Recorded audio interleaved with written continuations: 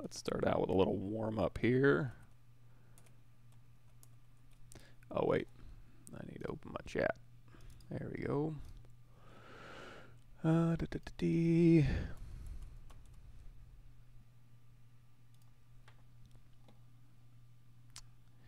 right, I'm going to start with this demo anime head. On my Pixelogic channel, we did a Batman Cowl. Whoa. We did a Batman Cowl with just a regular head. I think we used this demo female head, or maybe this guy, I forget. We'll go ahead and start with this demo anime head here.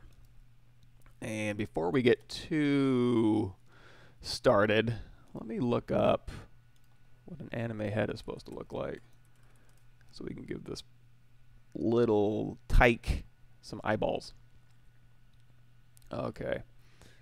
All right. Pretty standard. I'll look at these eyeballs here. These look pretty good. Okay, so let's see if we can close that out. Hey everybody, thanks for showing up. We're going to start off with a Batman Cowl. I know I already did it for the Pixelogic workshop that I do on Tuesday mornings, but I want to make sure I have it on my channel as well. If you want to watch the Pixelogic one, it is here. And let's get started. So I have a head here, and this head I got, if you hit the comma key, you go to the project, you can just open up the demo anime head here. We'll have a little bit more fun with this one. So I'm going to go out of perspective mode, turn off the floor, and we're going to put some eyes on this thing real quick. So I think it's already has Dynamesh on. So if you go to geometry here, go to Dynamesh, you're going to see it's already Dynameshable. If you want to carve out or scoop out an area for the eyeballs here, you can just go in your clay brush, just go to preferences, edit, turn off align cursor to surface, and now you can just kind of scoop that out. You could also go in here and you could scoop it out a little bit more precisely if you wanted to. You can hold down Alt, pull in some spheres. I'm going to turn on double under your display properties here. You can turn on double, and then you can just move these spheres around, and then when you control drag again, that'll just kind of carve out. Let's go to smooth stronger here. That'll carve out a couple sockets in there. So now that we got these sockets, let's go ahead and make some eyes. So in order to get these eyes in here, so anime eyes looks like, and I'm no expert, but it looks like, normally you're going to have an eyeball width in between all these. That may not be so true. We're going to kind of adjust this here. And the only reason I'm putting eyeballs in here is when we make a Batman Cowl, we kind of have to go around some features of the face here. So let's see how this will work. So I'm going to go into Insert Sphere again. And let's go ahead and split mask points, and then I can go ahead and rotate these around. I'm going to use the polarized caps on those spheres to kind of dictate where my pupils would probably be. And that'll help us line up the eyelids and such. So once we got the eyeballs in there, and you're going to have the brows, going to step back the upper eyelid, step back the lower eyelid, and then go back here to the cheekbone here. So that'll be good enough. And what I'm going to do to make the eyelids really quickly is I'm going to go to Subtool here, and we'll put a head up at the top by hitting this little bent up arrow. So we got the eyeballs here. If you want to rename that, you can go eyes. And now we can duplicate this. So when I duplicate this, if I hit D, it's going to turn on my dynamic subdivisions. If we go into solo mode here, and then Shift D turns that off. I'm going to hit D and then apply. And for you guys, that'll be under geometry, dynamic here. And once you apply that, it's going to get you a little smoother result. And the reason I'm applying it is because I want to go ahead and Dynamesh this thing. So it's going to give me actual geometry instead of dynamic geometry here. And we'll just go ahead and Dynamesh these eyeballs. And inherited those Dynamesh properties from the previous subtool that we drew it out on. So now that that's Dynameshed here, I can go into Deformations, Inflate. And we'll just inflate up some eyeballs here. On the eyes, I am going to go ahead and hit D for dynamic, just so I can, I'm going to smooth that out eventually, so I just want to see how it's going to look smooth. And then really quickly, I'm just going to go over here, and we're going to do a trim curve. If we go into solo mode, you're going to see I can just trim this back. It's basically going to slice the sphere, fill the hole, and then I've got an upper eyelid here. Before I do that, let's go ahead and duplicate this one more time. So we have upper eyelids and lower eyelids. Looks like upper eyelids are going to be the bulk of it, as is pretty standard. So we got the upper eyelids here, and then for this one, we'll go ahead and do the lower eyelids, and it'll be something a little bit more like this. And no, more like this. something like this. Okay, and now that I got those on there, and that's, you know, it looks a little bit like a Family Guy creepy person, we can go ahead and kind of start moving this thing around. So I'm going to go ahead and go over here, and we'll just kind of start positioning this eyelid here. And for the lower eyelid, same thing. We're just going to go into our move brush here, and we'll go ahead and just start moving this around like so. And I'm going to Dynamesh all this together. This is just an easy way. Instead of going in there with my clay brush and like building all this up, this is just a little bit more of an easy way just to bring in some primitives and get your base shapes going in a more controlled manner, as opposed to just going in there and sculpting it. Either way is fine. I'm not going to tell you how to do your job. This is just my preferred method for crispy eyelids here. Of course, those eyelids are going to go into the side of the head here, and you can also alt-tap the side of the head if you'd like. And you can go in here and kind of move these things around and see how they can resolve. It looks like these are usually pretty, you know what, let's do another search. Let's look at a 3D representation, see if there's a little bit better of an indication of how I should kind of resolve these. And it looks like a standard eyeball, just bigger. Let's do something like that. So having said that, you can also go in here and rotate. So if you want to alt-tap this eyelid, there we go. You can go in here and rotate, and if we go into solo mode here, you can kind of set your pivot. Let's reset it. Just hold down Alt and kind of drag it in there, and then you can just kind of rotate this thing around. Something like this.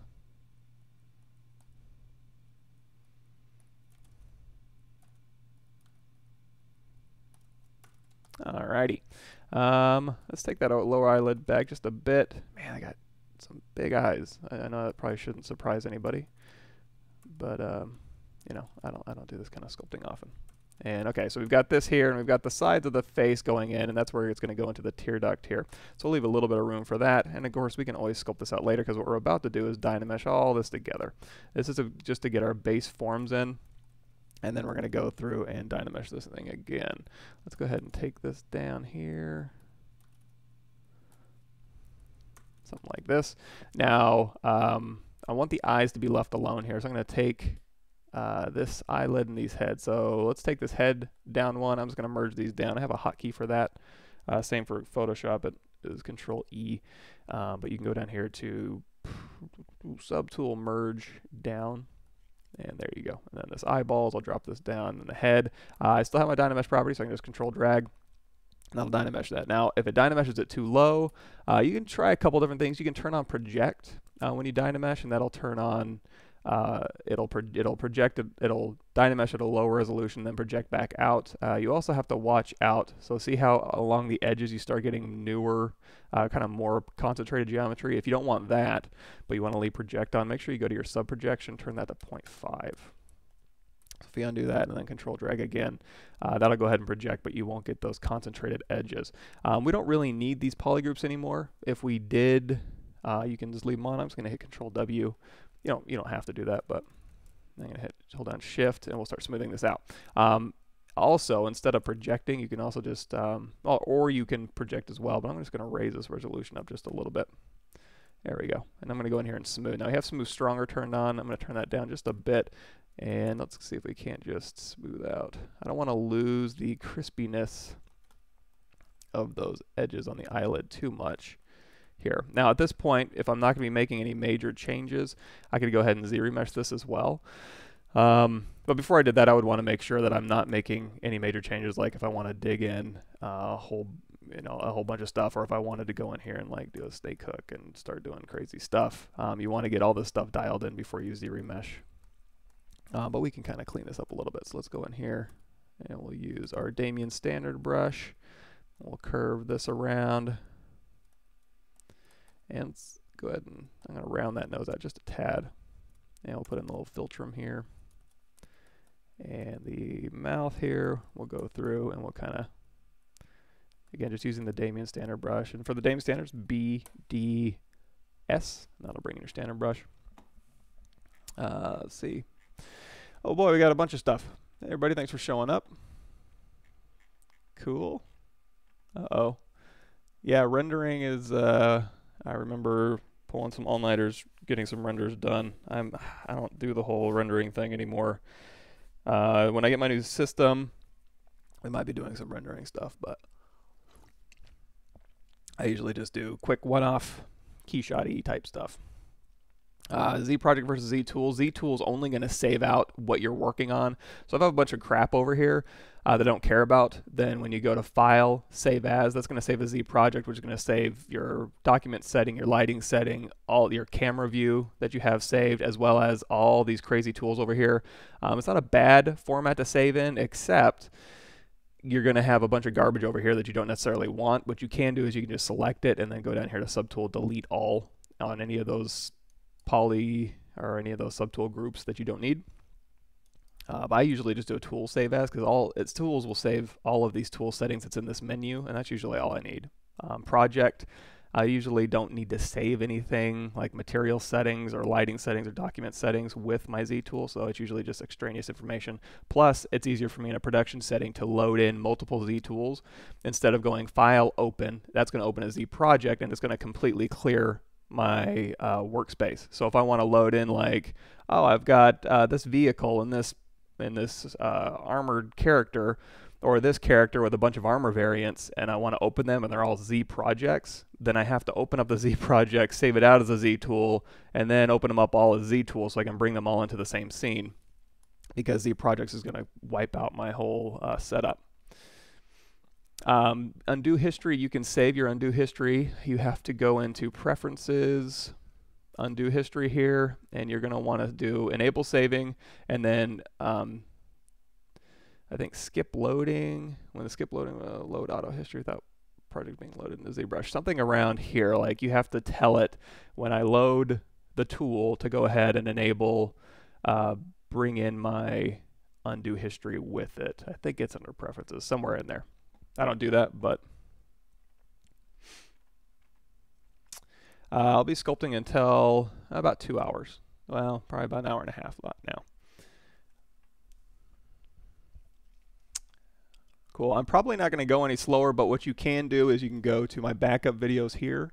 I don't expect you guys to be following along with me, especially when if I'm going to be doing anything in particular, but my stuff is always saved back up on my YouTube channel under my, if you go to my playlist here, I'll just link you to my playlist. Go to the YouTube live stream highlights of the live stream full episodes. If you're using YouTube, go into the settings. You can do, I think it's Shift, comma, and Shift period. That'll slow up or speed up, slow down or speed up the feed, and then you can watch me go, and here is how we open a file. If that's the speed you want to watch me at. Hey everybody. Yeah, if you ZBrush is a CPU intensive program and a RAM intensive program, so you want to make sure you have plenty of power in those two areas. It might be just loading in too many polygons.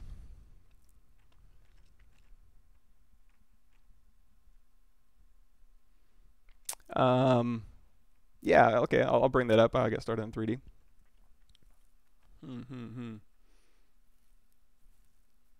Yes, fast modeling jobs. If you want my custom setup, and what it is just this menu right here. I'll link you. You can go to my Gumroad page or my QBrush page.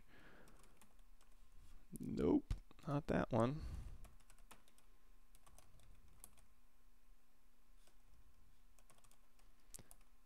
If I could spell my last name. There we go. Go to my Gumroad page and go to the very bottom, and it's called Enter to ZBrush Files. You can there's instructions in there to load up my custom menu. Also, speaking of shortcuts, if you want my shortcuts, they're in there as well. It's just a whole startup folder.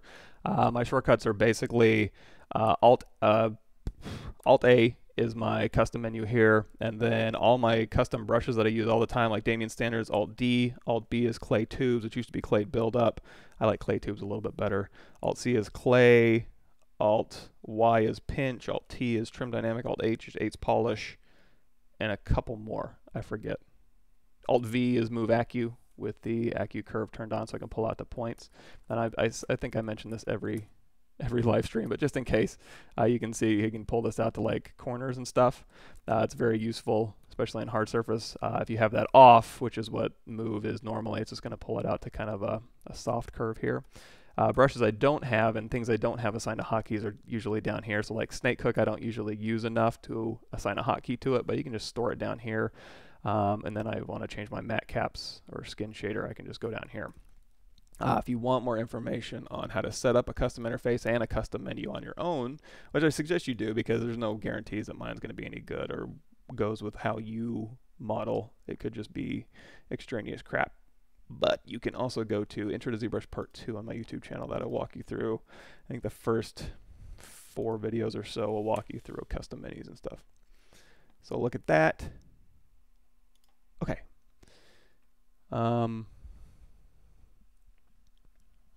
Cool. Hey Michael, can I post a link to an image? I'm wondering how I want to attempt this beast. Yeah, sure. If it'll let you. I don't really, sometimes this auto mod won't let you, so you can give it a shot.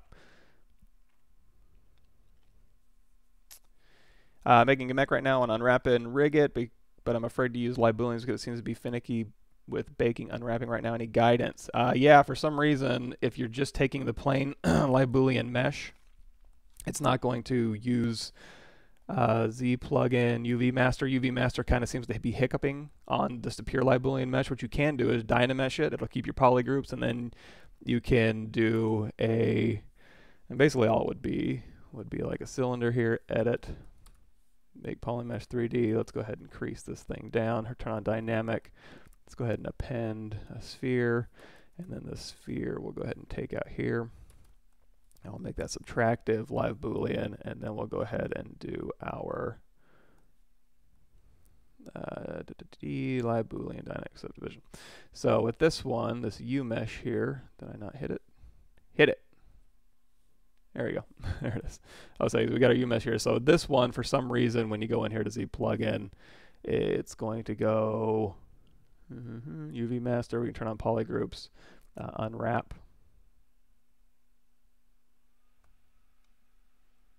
And I'm on ZBrush 4 P2. I would upgrade if you haven't. There's a couple cool features in there that you definitely want. And they're actually features that have actually been put back in. And then if you hit flatten, it seems to be, yeah, hiccuping a little bit. So what you can do, and I'm just guessing here, I've never actually tried to do this, but let's say if we want to like maybe dynamesh this to get this kind of going, and then we can maybe isolate this one, and we can go over here to, we can polish this whole thing. It's not like it's a huge deal. Let's go ahead and just polish by features, get those edges a little bit cleaned up here. It's going to kind of sink those in, isn't it? Let's mask that border edge. I'm just going to run this macro real quick. See how this does it. It wouldn't be a big deal, except I got some tight corners over here. Well, let's try this. And then if you go in here and like maybe zero mesh, keep groups, smooth groups down to, let's keep the smooth groups up a little bit, and then half.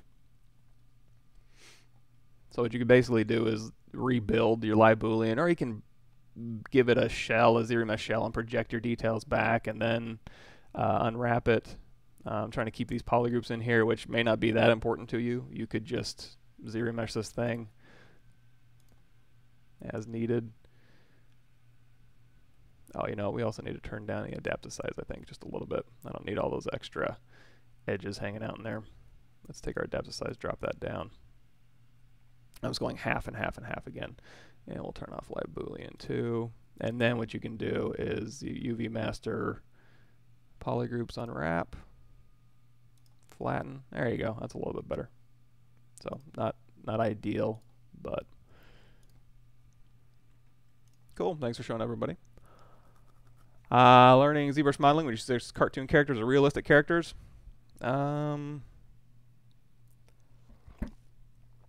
guess cartoon characters might be a little bit more forgiving, but realistic characters you'll probably get more longevity out of, because if you can sculpt a realistic character, you can certainly sculpt a cartoon character. Just more about technique, I suppose. You'd probably get more use out of sculpting realistic characters.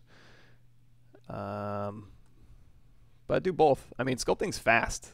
You know, you can sculpt a bunch of stuff really quickly. That's why I like working in 3D. Is because, and you can do variants and stuff, so it's not like you have to pick one or the other. I mean, sculpt an animal, sculpt something realistic, sculpt something cartoony, do it all. You can do the same. You can take an hour out and do all three of those. You may not get a whole lot of finish or polish on it, but you can get at least a feel for it. And then eventually, yeah, you will get a little bit of finish on there. Let's go ahead and go into our standard brush here. Let's crank our lazy radius up. And then we'll let that go. And then I'm just going to carve this out a little bit. You can also use the clay brush or the inflate brush if you want to kind of carve out just a tad here. And we're just kind of go through and soften these up. You can also go in here and like, okay, this here's not that detailed. So you can kind of go in with your Damien standard and be like, okay, the tragus and the tragus and then the helix and the anti-helix and all this stuff. You can kind of go in here and clean this up. Let's see. I didn't think I upped it that much. So yeah, this thing kind of digs back in here. You can kind of push this in, and then yeah, this is going to follow this around, go into your Damien standard if you really want to cut up in there. And then this will kind of go to a hole. This is going to be a little knob that sticks out, a little piece of cartilage in there, and then you got your ear hole in here. If your brushes ever start acting weird, just go to brush. I'm going to go to, you can reset current or reset all. I'll reset all brushes here. And then we'll crank that intensity back up, and we'll turn lazy mouse off again. There we go, much better. And then we kind of smooth this down. So, and then this is going to kind of pull in here. Now what I would do maybe is you can save out a vector displacement version of your ears, and then you can just kind of drag those on later, or insert mesh brushes if you want to use Dynamesh. And that way you don't have to go through every time you load up this head or any head. You can just have a bunch of ears saved out. And once you have a bunch of ears, or one good ear, what you can do is just go through and make variants of that ear just by using the move brush. So when you're drawing an ear, you'd have to go in there and just draw a bunch of ears and render them out. You know, render them and detail them up. In 3D modeling, once you have an ear, you can just go through here, and I can just take this ear off. Let's go ahead and duplicate this head, go out of X symmetry, hold down Control Shift, let's grab Select Lasso. What is going on? You know what might be happening? My Wacom pin might be getting a little dirty. It's behaving erratically. All right, so we've got this ear here. I've got that duplicated off. I'm going to go into solo mode, and we'll go ahead and grab this. Now, this will be my insert ear brush that I can use later, so I don't have to keep doing that. So we'll go ahead and take this one. We'll go ahead and delete hidden, close holes. When I do a close holes operation, it gives me, I don't want these really thin areas here, so I'm going to hit W, hold down Control and tap, and then Control drag out a little bit of thickness on there, and then Control drag again. That'll just Dynamesh it all back together and kind of smooth this transition out. So now I have an insert mesh brush that I can use, but before I make one, what I can do is I'm going to go ahead and clone. You can just duplicate it off, which if you hover over duplicate, you see it's Control-Shift-D. You can hit duplicate, Control-Shift-D, whatever you want to do. And if you want any more information on it, just hit Control, and that'll give you more information. So as you're hovering over anything in the interface, it'll give you more information if you hold down Control. And, you know, like this lobe can be different, so we're just going to mask and then move that stuff out. And then you got an ear variant, and then you can, you know, go back to your original, duplicate that off, and you can scale it up. But really, scale doesn't matter because we go to insert these things later. It's going to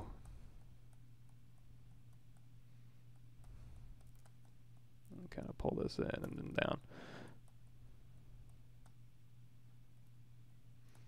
And usually this is like the 1/3 mark here, but now you can go in here with like maybe your inflate brush. You can go and like round these things out, kind of puff this up a little bit, and then scoop this out again and just kind of go through and refine.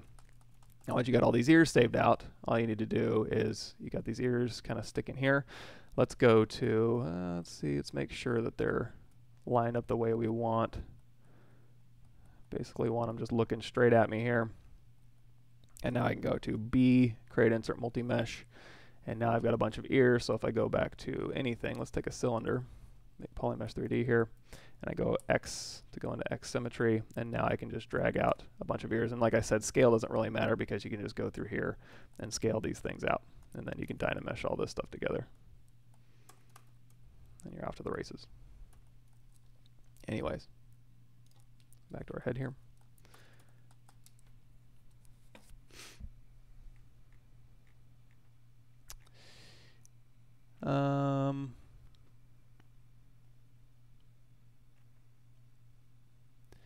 It's about a super complex bed carving. Wonder how you'd attempt it. I talk a little bit about that if you go to the Pavlovich workshop on ZBrush. We go over some techniques on how to do ornate. So you see this guy's helmet here, all this, you know, horses and lions and tigers and bears, all my on there. I'm going to go ahead and link you to that. That'll go over a little bit of those ornate kind of carved details, and you can use live booleans and stuff in conjunction with all those methods as well to kind of get you going. Movie turntable settings, I'll just say standard 1080 TV in a classroom, 64 samples is taking forever. Yeah, use as few samples as possible if I'm going to be rendering something out. And really, if it's on a TV that's only 1080p and it's in a classroom and you're going to be 15 feet away from it, doesn't have to be that good looking. You're probably overshooting it. If it's taking a lot of time, I mean, for print, that's a different story. If it's going to be on a billboard or on the side of a building at, you know, 35 feet high and people can walk right up to it, yeah, you'll need a lot of resolution. But for a TV, 1080p TV, nah, that's barely any resolution at all, especially if it's a full character.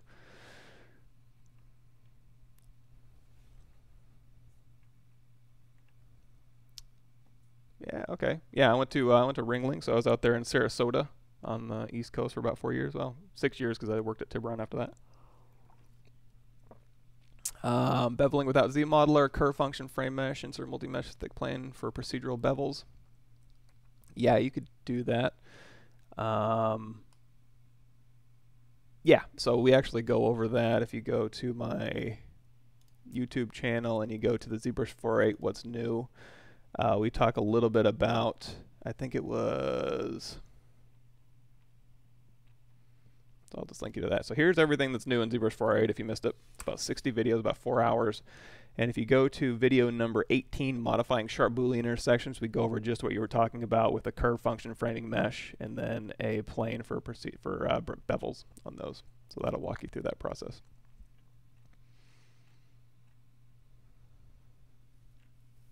Cool. Thanks for showing up, everybody. And if I miss your question, I'm just kind of scrolling through really quickly. What's the move tool you're using called? Well, this is the snake hook one, and then my move tool here is just a move tool, and then my move Acu is one I saved out that just pulls out to points, and all that is just under the brush settings here, Acu curve turned on, so it just pulls out to points here. Boy, I'm getting sidetracked. Okay, we need to finish modeling this guy's mouth here. So let's go ahead and do a little cut in here. And then, so we're going to put a little bit more draft on this character here. So I'm going to go into my regular move brush. And it seems like these brushes are acting weird. Maybe it's just me. Maybe my Wacom is slowly dying. There we go. Maybe it wasn't acting weird. Maybe I'm acting weird. I'll blame my tools. So I want to put a little bit more draft into this face, make sure this kind of wraps around just a little bit more. I don't know if that's like an anime thing to make it look like it's flat or what, but that's just what I'm going for on this particular character. So maybe I'm not stylizing it enough, but we'll figure it out. So I'm going to go in here and I'm going to kind of bump out this upper lip with our standard brush. I'm going to crank that intensity up a little bit and turn off the lazy mouse again because I keep resetting my brushes because I keep feeling weird for some reason. Like I said, maybe I'm crazy this morning. I think I got plenty of sleep. I think. Go back to smooth stronger and we'll take that, hold down shift and just turn that down just a bit. Okay, so I can go and smooth this out. And if you wanted to like make him a little more chiseled, you can go in here and put in these laugh lines and then pull these things up and then go in here with the clay brush and kind of build up this and then go underneath his lip. This is probably going to be a bit much for this particular character to kind of build him up in a super realistic manner. But you can kind of just lay in your forms a little bit like that and then smooth it out. And that'll just kind of start dialing in where you might want to take it, and then you can just smooth it back out. So just to get your forms in, you can just very quickly dial those in, and then on a stylized character, just go back in and smooth it back out. So you can kind of see, yeah, I don't want him to look like Christopher Robin or a real boy, but maybe start approaching that. Same thing with the forms on the nose here. If I start making planes, I'm just taking my Damien standard, holding down Alt, and then going back in and smoothing just a tad, just to kind of round out these forms. And then I'm going to take this nose here. So I am kind of stepping away just a bit from that super stylized look. And then again, I can just hold down Alt, and we can pull out just a little bit of a line on the top and the bottom of the mouth here. There we go. Oh, what a cutie. And now we've got this ear here. Let's go ahead and go into my clay brush, and we'll go ahead and I'm going to go in here with my Damien Standard. We'll carve this in, and we'll carve this in too. And then I think back here, I think this is going to be a little bit more filled out. Go ahead and smooth this here. Good enough. So let's talk about that Batman cowl we started with 20 minutes ago. So we've got this little character here, or if we want to put eyelids on here or eyelashes, we can do that too. For the eyelashes and stuff, I would just do like BTO, and we can just go in here and kind of draw in some geo like this, and then we can just go here, here, here, here, here, here, here, and then go ahead and split mask points. So now I got geometry. If I hit D, that's going to go ahead and give us our dynamic subdivision. I'm going to go ahead and do uncrease all. It's under your crease menu. Geometry, crease, somewhere in here. See why I have a custom menu? I don't like digging through here. And now you can just kind of use this to kind of noodle back. And it is just dynamic subdivisions here. So if it's a boy or it's a girl, I've kind of left it ambiguous. So you may want to exaggerate this, or keep it kind of subtle, depending on which one you're making.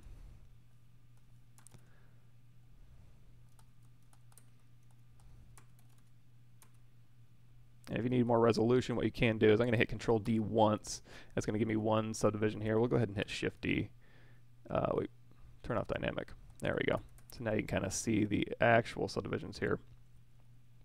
So we've gone out of dynamic mode. I can delete lower and then hit D again, and that'll give me dynamic preview again. I tend to like to work in dynamic preview just a bit more. If I want to flatten this out, I can go in here with my trim dynamic. Let's go ahead and do Shift D. And we'll hit Control D for actual subdivisions again a couple more times. And then I'm going to go in here with my trim dynamic, and then I can just kind of flatten this out. If you wanted to, you could just model this. Kind of depends on how and where you want to spend your time. You could go in there and just like box model beautiful eyelashes. I tend to prefer just doing the quick and dirty method, which is trim dynamic or H polish, to kind of get these flat shapes in here. And then I can go in and rebuild it or use Zero Mesher to do the heavy lifting for me.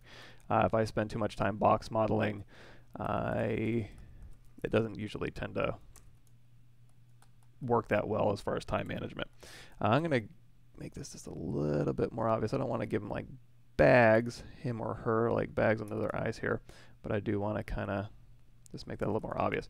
Now, as far as face shape goes in here, you can go in here with like the inflate brush is probably a good one, because that's going to have a nice smooth soft transition here, so you can kind of inflate some of these forms out. You can't go into the clay brush. You'll just have to do a little bit more smoothing, or clay buildup, but you have to do a lot of smoothing.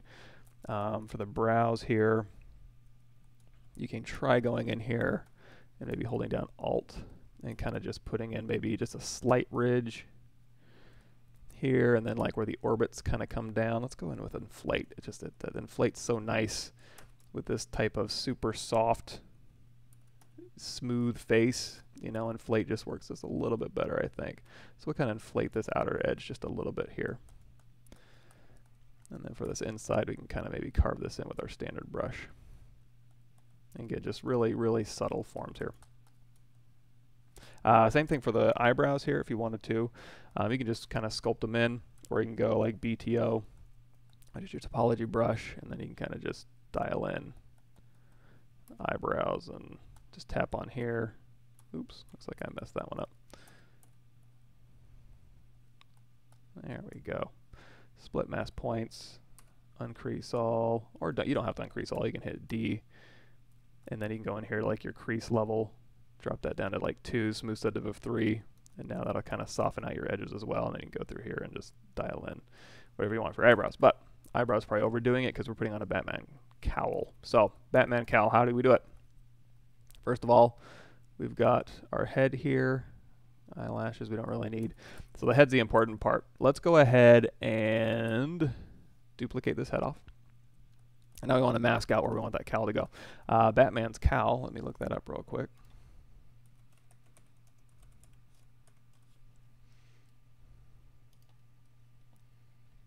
Kind of looks like any number of these things. We're just going to kind of eyeball a couple of them and see if we can't make one that kind of works for us here.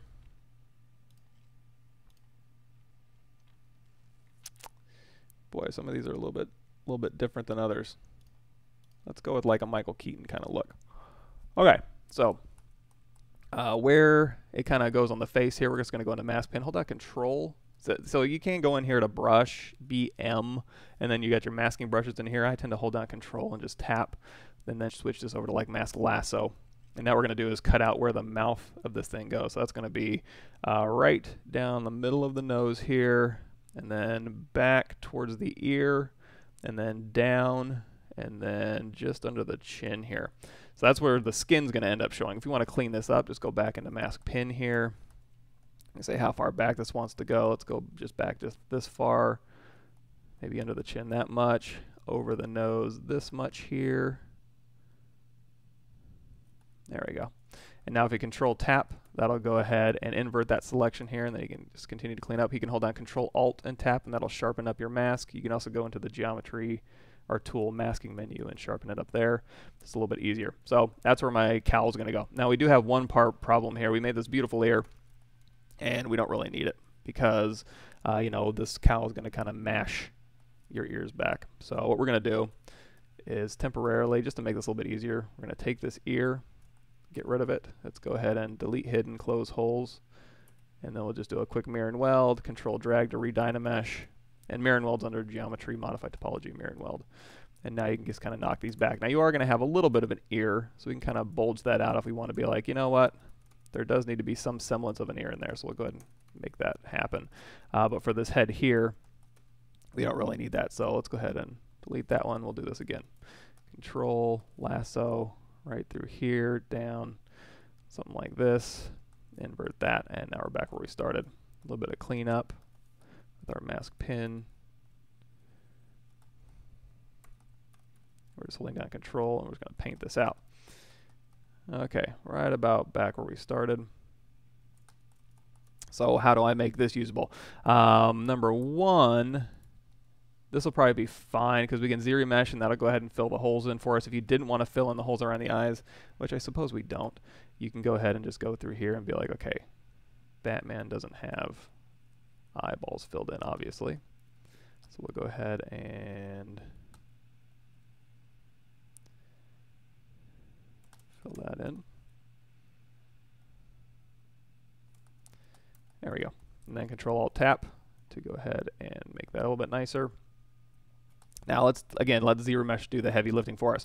I'm also going to go through here. I'm going to hold down Control, Mask Curve, and I'm just going to mask curve out this bottom here and hold down Alt.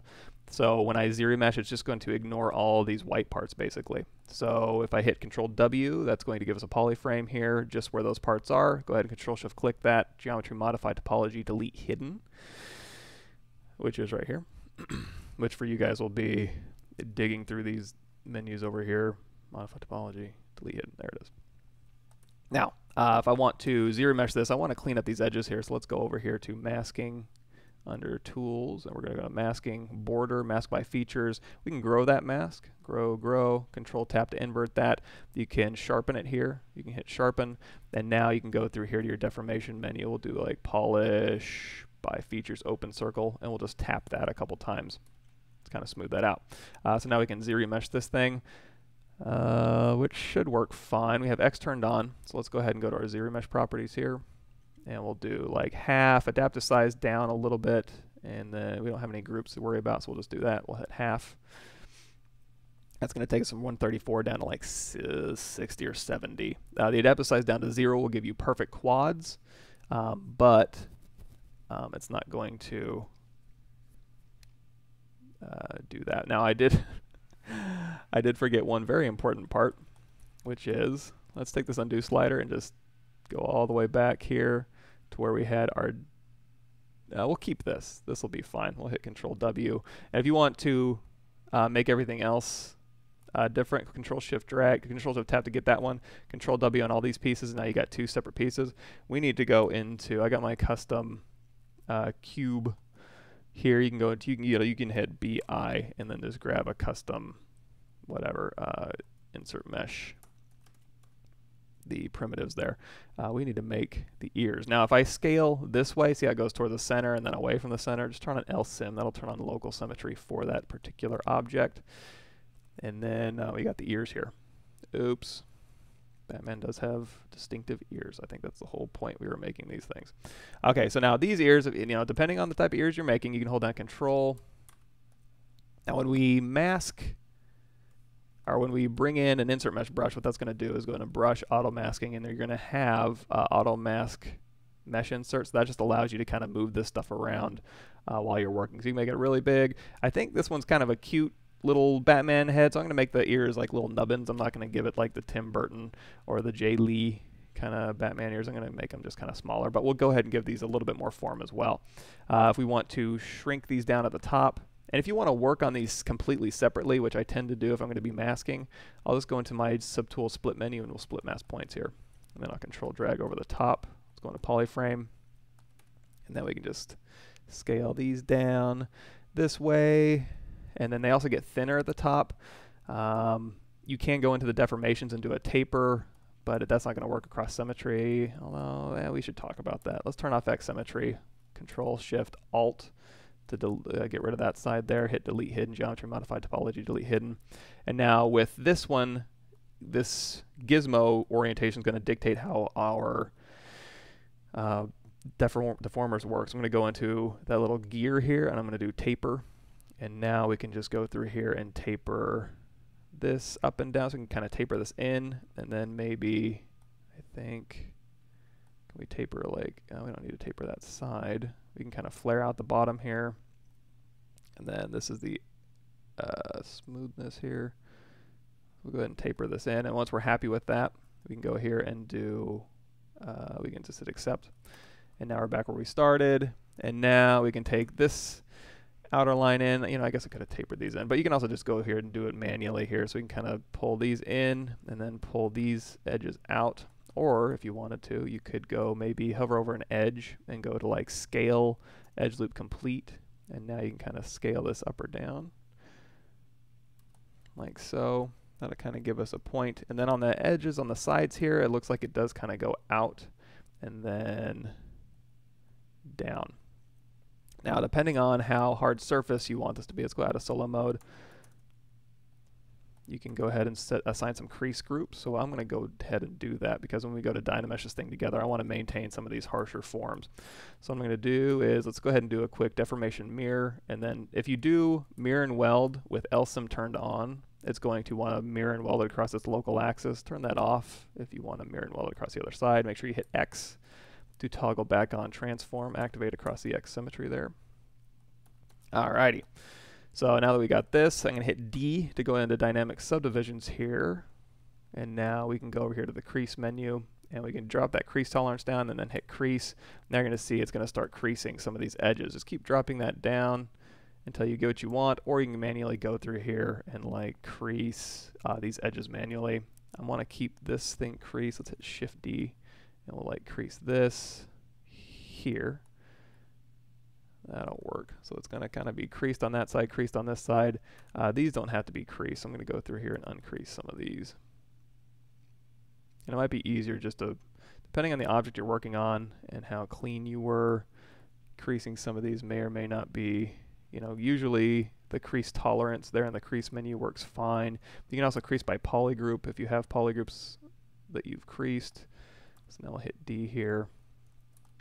Something like this. Let's go ahead and harden these edges as well. So I'm going to go over here to crease, edge loop complete, and we'll just do that whole edge loop around here. And I'll make sure that bottom is all creased out. All right. So this is that group. This is the shape we're kind of looking at. We can go ahead and also change the smooth subdivisions up to like maybe 4, and then the crease level down to 3. And then that'll give us a nice maybe crease levels down to 2. And I'll kind of soften our edges just a tad. Something like this. So now that we have all this, let's go ahead and Dynamesh all this back together because I want to make this all one mesh. So we've got this group here. We have our cowl already subtooled out, and we have our ears already subtooled out or polygrouped out. So what I want to do is take this ear. Now, if I merge this down and then Dynamesh it, it's going to look faceted. It's going to look like this because these aren't actual subdivisions. So I need to go over here to Geometry, Dynamic, and then hit Apply. That'll give it real subdivisions. And I'm going to take this head to the top and I'm going to merge these down. Now that I have those merged down, I can Control Drag. That'll Dynamesh this together. And now we can have all those put together. So now that I have this polygroup here, and that is a feature. If you have Select Lasso selected, it'll go through here and select edge rings. I use that all the time. If you don't want that, just switch back over to Select Rectangle. So these two here, go ahead and hit Delete Hidden. Control W, make this all one polygroup, and now we're back where we started, where we're going to polish this stuff up. I do have a macro that does those manual steps a little quicker, and now we can go through here. But first, before we get too ahead of ourselves, we do need to duplicate this off because we do want to keep his head. Now, of course, I should have duplicated this off before we put the ears on there and got rid of his ears so we can make it a little more human, but we're fine. So I'll take this head here, and then we'll do grab this one here, delete hidden, polish those borders there. Actually, let's hit Control W, make this all one polygroup. There we go. Now I'm just going to do the open borders, not my polygroup borders. And then we'll go ahead and go to our Z-remesher like we did last time. We don't have any groups, the depth size down, half should be fine, and we'll hit Z-remesh. Cool.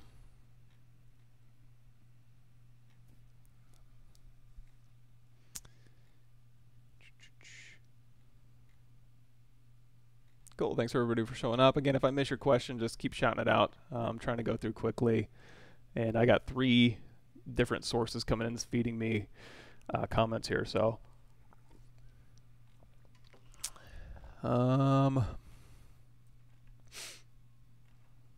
Is there a fast way to mirror all subtools at once without merging first and then splitting them again? Yeah, you can use Transpose Master. Under Z plugin, you can use Transpose Master, and that'll take a bunch of copies of your subtools, and you can do whatever you want, and then you can transpose back to your mesh. One thing I'm starting to use more and more, I don't think this will work with mirror.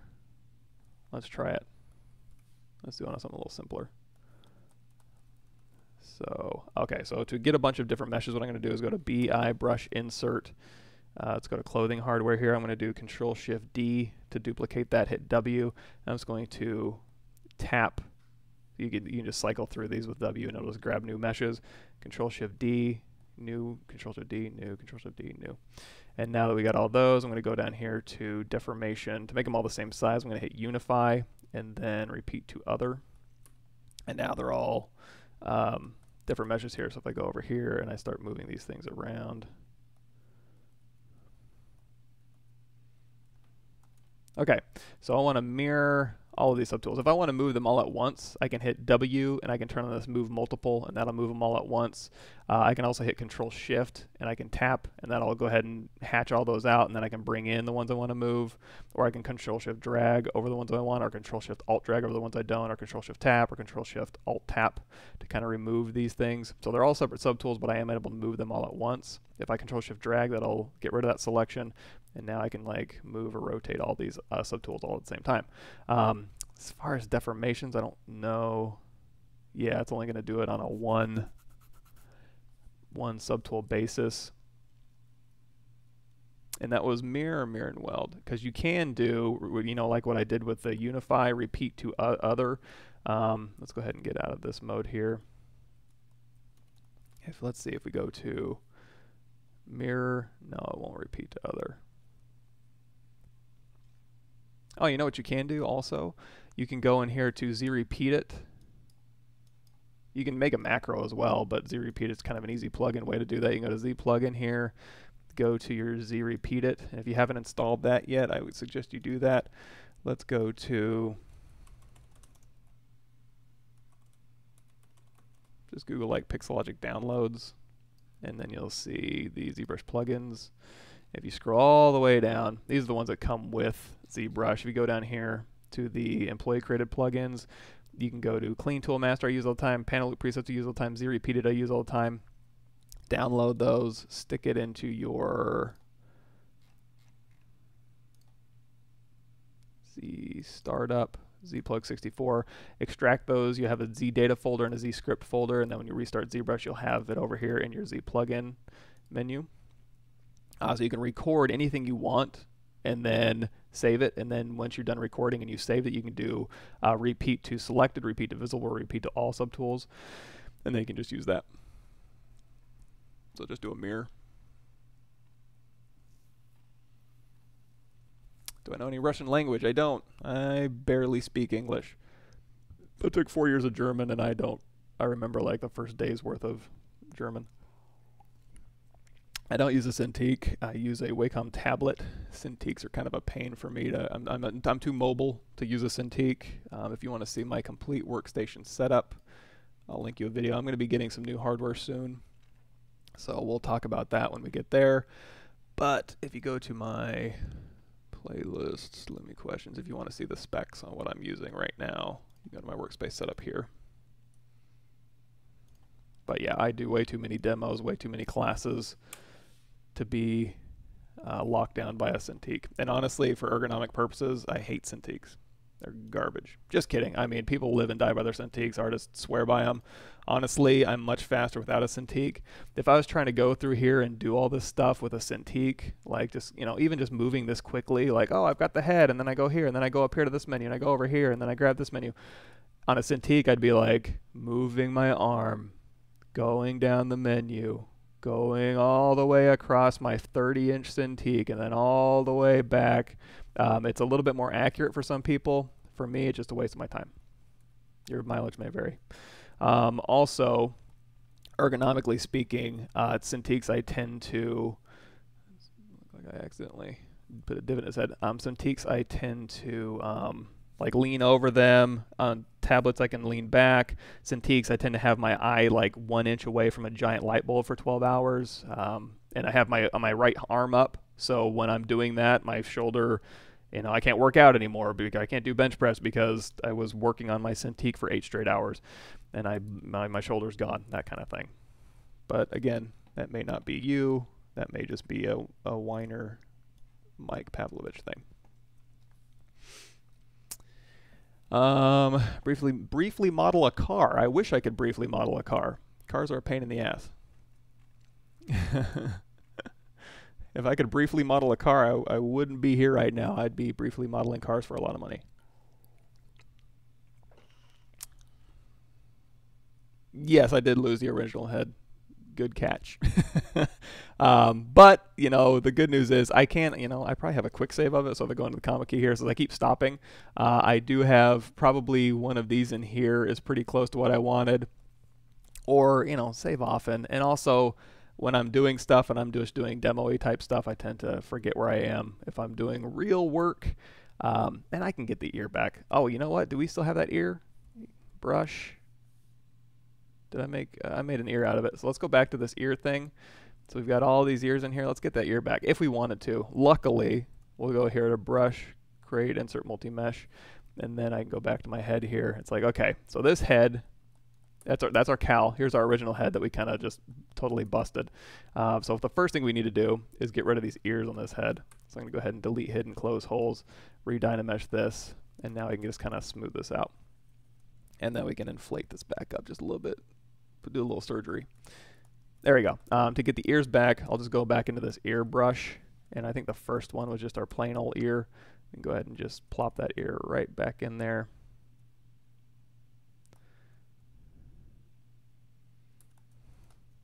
But now I know this thing's going to be, let's turn on LSIM so we can scale in the symmetry here. Now I know this cowl is going to be kind of going over the lumps of his ear, but I can, instead of like completely smoothing out his ear, let's say, you know what? We'll do an ear like that. And before I do that, let's Control Tap to invert our mask, and then we'll go through here, and we'll just push that head back a little bit.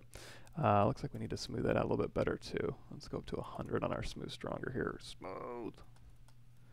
There we go. And Control Drag again, and we'll go ahead and smooth this transition out. Okay, we're back where we started. And we did kind of shrink that ear down so that when the cowl goes over his head, we're in good shape. So we got the cowl here. Now this is still a little bit high res here, so I'm going to go into half Z-remesh, and we do have X symmetry turned on, so it'll be symmetrical across the X-axis. If you want to change the algorithm that Z remesher uses, you can hold down Alt when you hit Z remesh here. Also looks like we have double-sided turned on, so I'm going to go all the way down here to display properties, turn off double, and now you can see this is the geometry that we're going to have. Let's go half again, and you're going to notice it gets faster and faster as I do this. One more time. I'm just trying to get as little geometry as possible to mess with while we're doing this. Let's go ahead and we can inflate this a bit as well, but then we're going to inflate our ears. So it might be better if we mask our ears out temporarily and then control tap.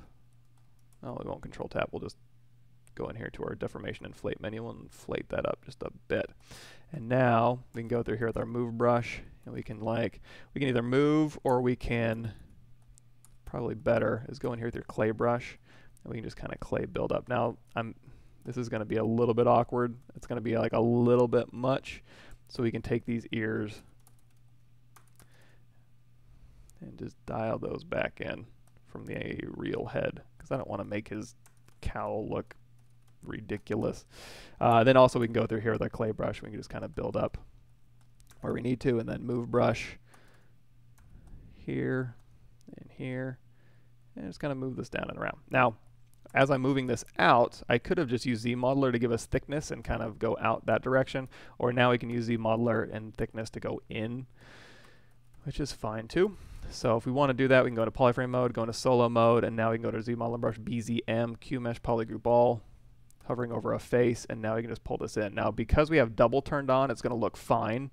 If you turn double off, you're going to see it's flip normal. So just hit flip under your display properties. That'll flip that around to the right side here. If you want to pull this to a point, you can go through here and kind of. Now, as you were Z remeshing, you could have been pulling these out to points and getting a little bit better of a result as well. But I guess it's a round nose here. Okay, so now that we got that, now this is just one way you could work. I prefer not to have super thin meshes with a ton of geometry in here. I kind of in the way. So what I'm going to do is I'm going to Control Shift click this top polygroup here, delete hidden. And now what I can do is let's go in here, hover over an edge. We're going to go to close convex hole, and we're just going to pop in some eyeballs here. I can try it on this one here. Let's see how this one works. It's not too bad. Yeah, close convex hole works fine. I'm going to isolate this, Control Shift tap these two polygroups here. I'm going to go to Auto Groups, which is under your polygroup menu here. Now we got two separate versions over here. You can just do a quick Miren Weld across the X-axis, or if you want to, you can grab both of these here, invert that, Control W, and now you've got the same polygroups. Now I don't want to have those sitting right there in my way, so I want to pull these eyeballs back, hit W, Control tap that polygroup, Control bring that in. If you you do Control and then just keep doing Control, that'll just bring in more edge rings. That's Transpose Modeling. Anybody who remembers the old Transpose line from ZBrush 407 so many months ago.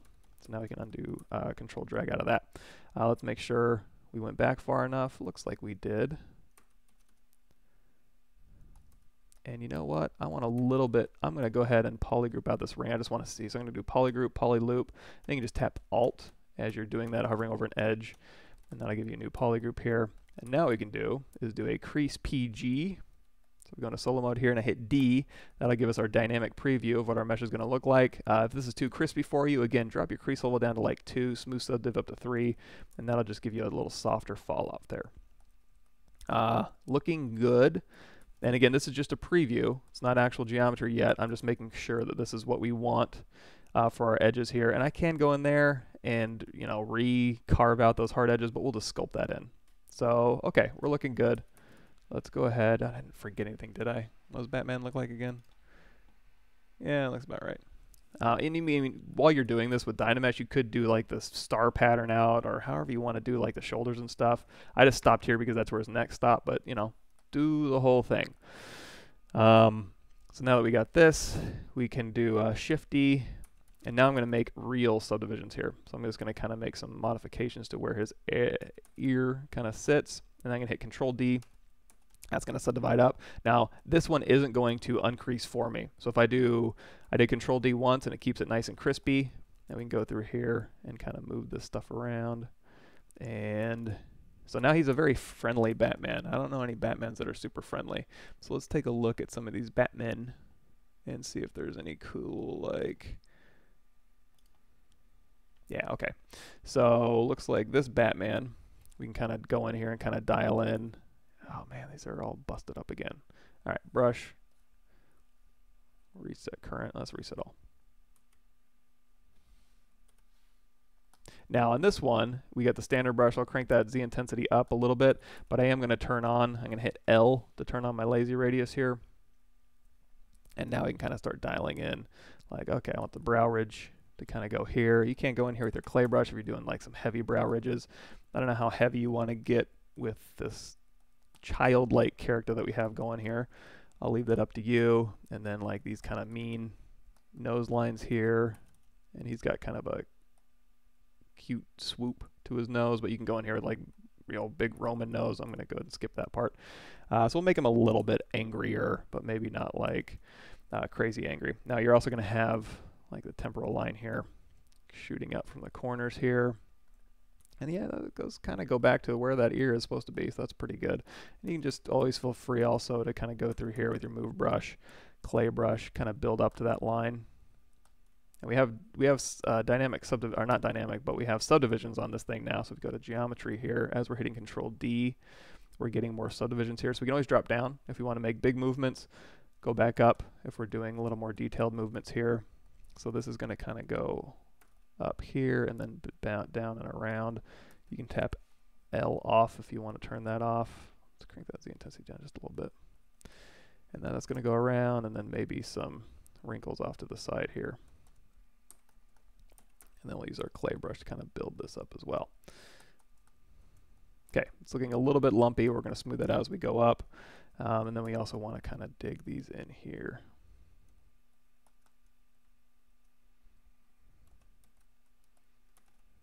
Clay brush. There we go. Okay, so now we can hit Control D one more time. And now we got a little bit more subdivisions to play with here. And we can go through and just kind of pull these things around. And you can also go through here with your dynamic, or I'm sorry, your, I keep wanting to say dynamic, your Damien standard brush. You can start carving at some of this detail here. And we'll go through here. Now, this isn't necessarily smoothing great. You can rebuild this. You can go into Z Remesher and remesh it. And then go throw it into Z spheres and then clean up. I go over some of that in my early live stream episodes. If you go to like episode 1 on my channel or Pixelogic's channel that I linked earlier, that goes through the whole process of like, let's just use the move brush here. Give me some brow. Okay. And again, this may not be appropriate for this type of character, this style of character here, but we'll have a little bit of fun. So now I'm probably at this point going to do uncrease all. So as I continue to crease, I'll get rid of some of those harsh lines, and I can always smooth those out later. But also, that guy's face doesn't really have these hard edges, but this one does. Again, I'm just looking at that Google reference sheet, just kind of trying to eyeball. You know, I'm looking at like Bruce Wayne right now. Bruce Wayne, I guess they're all Bruce Wayne. Tim Burton Batman looks like from Michael Keaton. So now on this one here, we can go back. So we kind of lost a little bit of that detail we put in, but we can just get it back with sculpting. So we can go in here with our Damien standard brush to go back with our clay brush here. And then we can just kind of use clay to kind of build this up. Hold down shift to smooth. We have smooth. Let's go to smooth stronger that I have loaded here. If you want smooth stronger, you're probably going to need to go into your comma key, brush, go into your smooth brushes here, load up smooth stronger. All it's really doing is going into your brush, smooth brush modifiers. The weighted smooth mode is set to 0, smooth stronger is 1. So that's really all that's changing, is smooth stronger is setting that weighted smooth mode to 1. If you want to just kind of go in there and do that manually. Okay, so once we put that in, now we can go in here with H polish. Now, if you're going H polish on a thin surface, you may want to turn on auto masking, turn on backface masking for your H polish, so it doesn't like polish through the object, which it looks like it's not going to do. If you make it really big, see how it kind of starts pulling through the other side. Turn on, well, I had backface masking on, that's why. If you start H polishing with that off, or even better, like clay tubes, you'll start pulling in from the side here, and then you go back, and it's like pulling all the way through the object. Just turn on backface masking, and then it'll save the back face, that side, because it's such a big brush size. But on thin meshes, turn on backfaced. Long story short, same thing for H polish. So we'll kind of H polish this back. It looks like kind of has this kind of look, and then on this side here, kind of looks like it goes to a pretty severe point. I don't know that I want to go that severe, but I am going to just kind of clean up these edges just a tiny bit, just to give it a little bit more form so they're not so blobby. So I'm going to go in here with Trim Dynamic to get my edges here, and then H Polish to go in and refine. So you can hold down Alt. When you get in here, you're probably going to want to hold down Alt, and then you can, so Alt kind of polishes up to a surface, and then letting go of Alt kind of polishes down to a surface. You're going to see I am using a tablet. If you're trying to use a mouse in H Polish, you're not going to have a good time. It's a very touchy-feely brush. You really kind of got to get a feel for how it works. Like, you see how big my brush size is as well. If you make your brush size too small with H Polish, it's going to give you a bunch of little, like, blobby little things in here. So you want to make your brush size pretty big so you get nice big surface forms, surface changes that are soft and smooth. And then we just go back in here with our smooth brush. We'll crank that intensity down just a little bit more. And I'll smooth those out just a little bit. Okay, so we got our Batman ears. And again, if you want to just change these a little bit, we do have subdivision history, so we don't want to go crazy, but you can go in here and just kind of, you know, tweak these out just a little bit. You can move them forward, you can mask them and rotate them. I guess that's about what they are, something like that. So, and then you can just continue to subdivide. Now, as we subdivide, you're going to see we're going to lose that sharp crease because we uncreased all. If you want to soften it even more, just go back in with your smooth brush and just smooth it out. I don't want to smooth it that much, but there we go. All right, Batman Cowl. So let's go ahead, and I'm going to change this face just a little bit. I need a little bit more eyelid for this bottom eye here.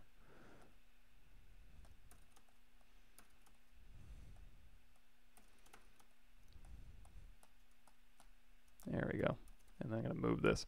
Now, if I did want to go in here and render, one thing I can do is, you know, make sure this is faceted enough. I'll hit Control D one more time. Make sure, not faceted enough, but not faceted. It's nice and smooth. We'll go ahead and smooth this out. Everything's looking fine, and I am going to want, so this will be, it can be a different color. This can be a different color as well. Let's go ahead and put some pupils on here. We'll see how it, actually, no, we don't need to make pupils. That's Batman. Batman doesn't have pupils, so we're just going to make that white. So let's go ahead and render this thing out. I am going to go to this head here, and we're going to clip. I mean, we can just hide it with visibility, or we can do a trim. Let's do a trim curve. Let's do a quick save.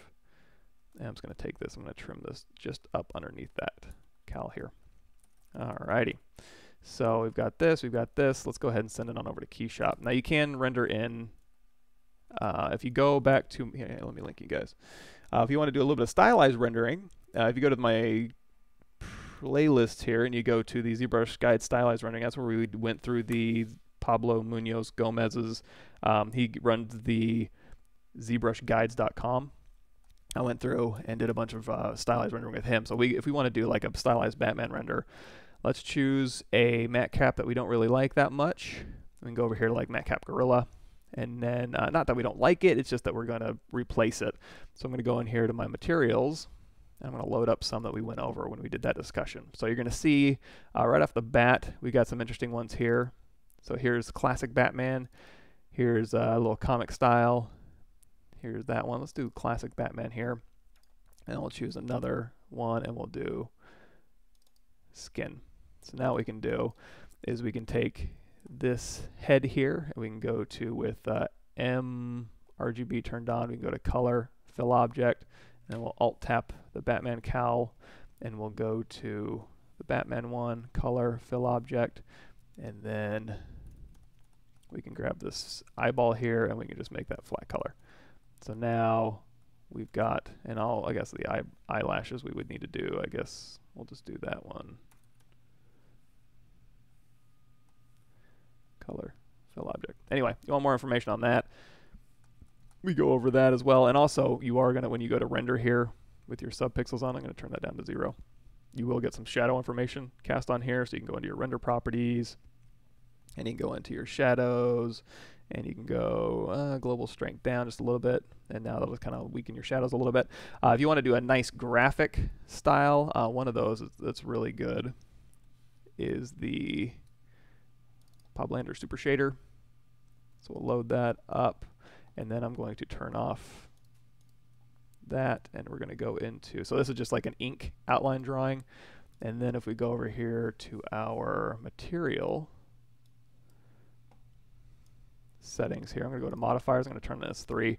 That'll give us a little bit more shaded information. So you can go through here and you can make all sorts of changes here, but here's kind of like a pen and ink version of that. You can throw this into KeyShot if you want to, and again, if you BPR render, you'll get shadow information as well. But it's kind of up to you. There's a bunch of them in there. So I'm going to go ahead and, if we did want to throw this in the KeyShot, we're going to make changes anyways, but we can go in here to the comma key here. Let's go to render. You know what, before we do that, let's make some changes here. I'm going to go to skin shader, and we're just going to use the skin shader at first, because what I'm going to do is, let's go ahead and go to, let's see, Z plugin. We're going to go to Subtool Master. We're going to go to fill, and we're going to fill material and color on all of our subtools here. Okay, so now that we got those all filled, I am going to make some slight modifications to this head here before we go into render. So I'm going to go ahead and fill this with a color. Let's go ahead and just drag this over. Give him a little bit more of a Batman look. Now I am going to make it darker around his eyes. I'm going to go to RGB. So I'm just painting with color with a standard brush here. And we're going to darken this up. And then we'll put a little bit of color in his face too. I'm going to drop that RGB intensity down, and we'll put in just a little bit of color on his nose here and on his cheeks, maybe a little bit on his lips. Just kind of breathe a little bit of life into him. And then the rest of the stuff we can just make a certain material here. I think that'll work just fine. Oh, and these eyes, I am going to make these a little more faceted, so I'm going to take this smooth subdivision up to 4. Okay, I think we're ready to render, so let's go ahead and render. External render, we'll shoot it over to KeyShot. This is a ZBrush bridge, and we're going to use ZBrush KeyShot for ZBrush 6. So you can download, you can buy the KeyShot bridge and KeyShot for ZBrush, and that'll ZBrush for KeyShot. The only downside is you have to go through ZBrush, but since I do everything through ZBrush anyways usually, it's not a huge deal. And now we've got our Batman head render. For the Batman head, we'll start with just like maybe a hard shiny blue, and then double click this, and then we'll go ahead and change this to whatever kind of blue we're looking for. What blue are we looking for here? Oh, that's not really blue at all. It's very, very desaturated. So we'll go ahead and desaturate the heck out of that. I mean, if you want a little bit of blue, you can dial in a little blue, but we'll desaturate that. And we'll also go ahead and rough this up a little bit. So I'll add a little bit of roughness here. For the eyeballs, well, for the skin here, I think that'll work. Let's go ahead and bring in a little bit of specular. And also, let's put them in an environment that's a little bit more reflective. There's an outdoor one that's like at nighttime. You know what ZBrush does? Give him a little bit more of a Batman look.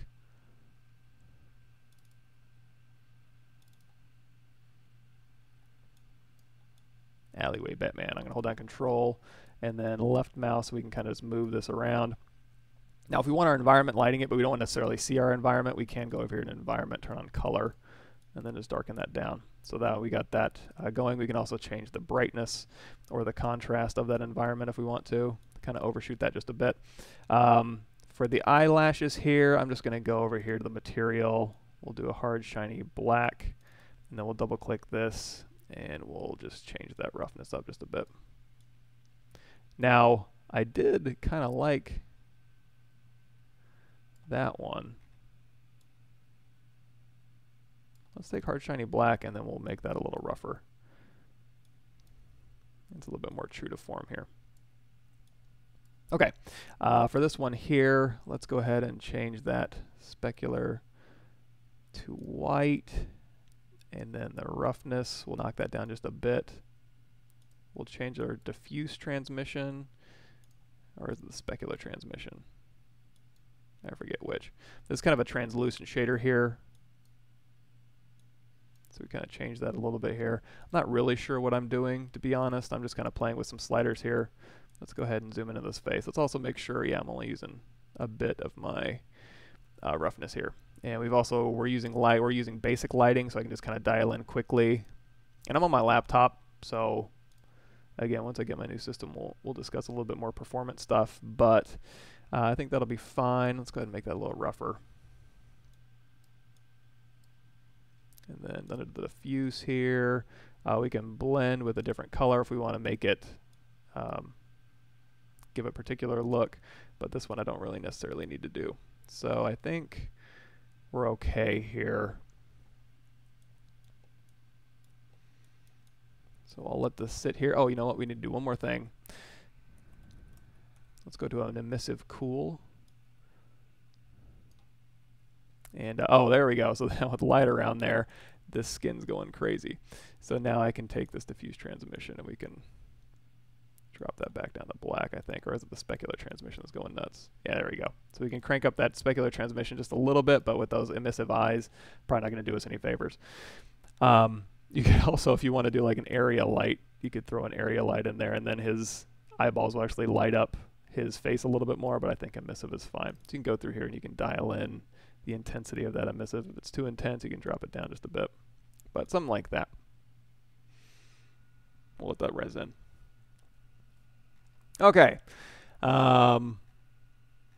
Let's see where we're at. Again, if I miss something, I apologize in advance. So yes, I did use, okay, so we got that back. Cool, thanks for showing up.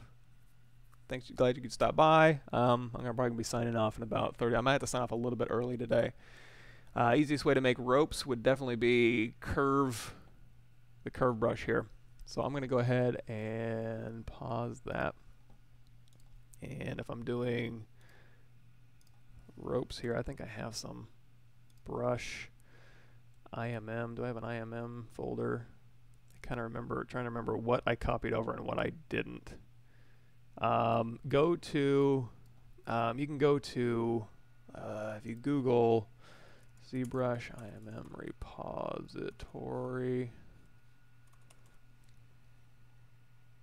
insert multi-mesh repository here. They've got a ton of people just making stuff. I guarantee you there's a rope right here. So if we like this rope, let's go ahead and download that rope here. And we'll go ahead and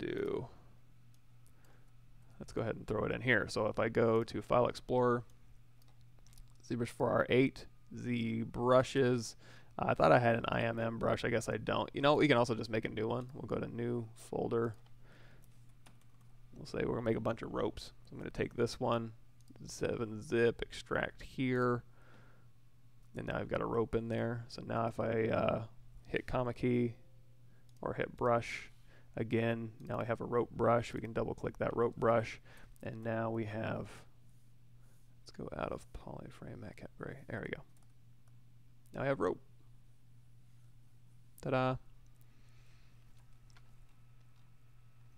Any Fusion 360 live streams? We did a tiny bit of Fusion 360 when we were doing the Pickle Rick laser cannon, which I need to get started on actually. Let me go ahead and let's do, I'm going to save this in case I need to go back to them. New folder.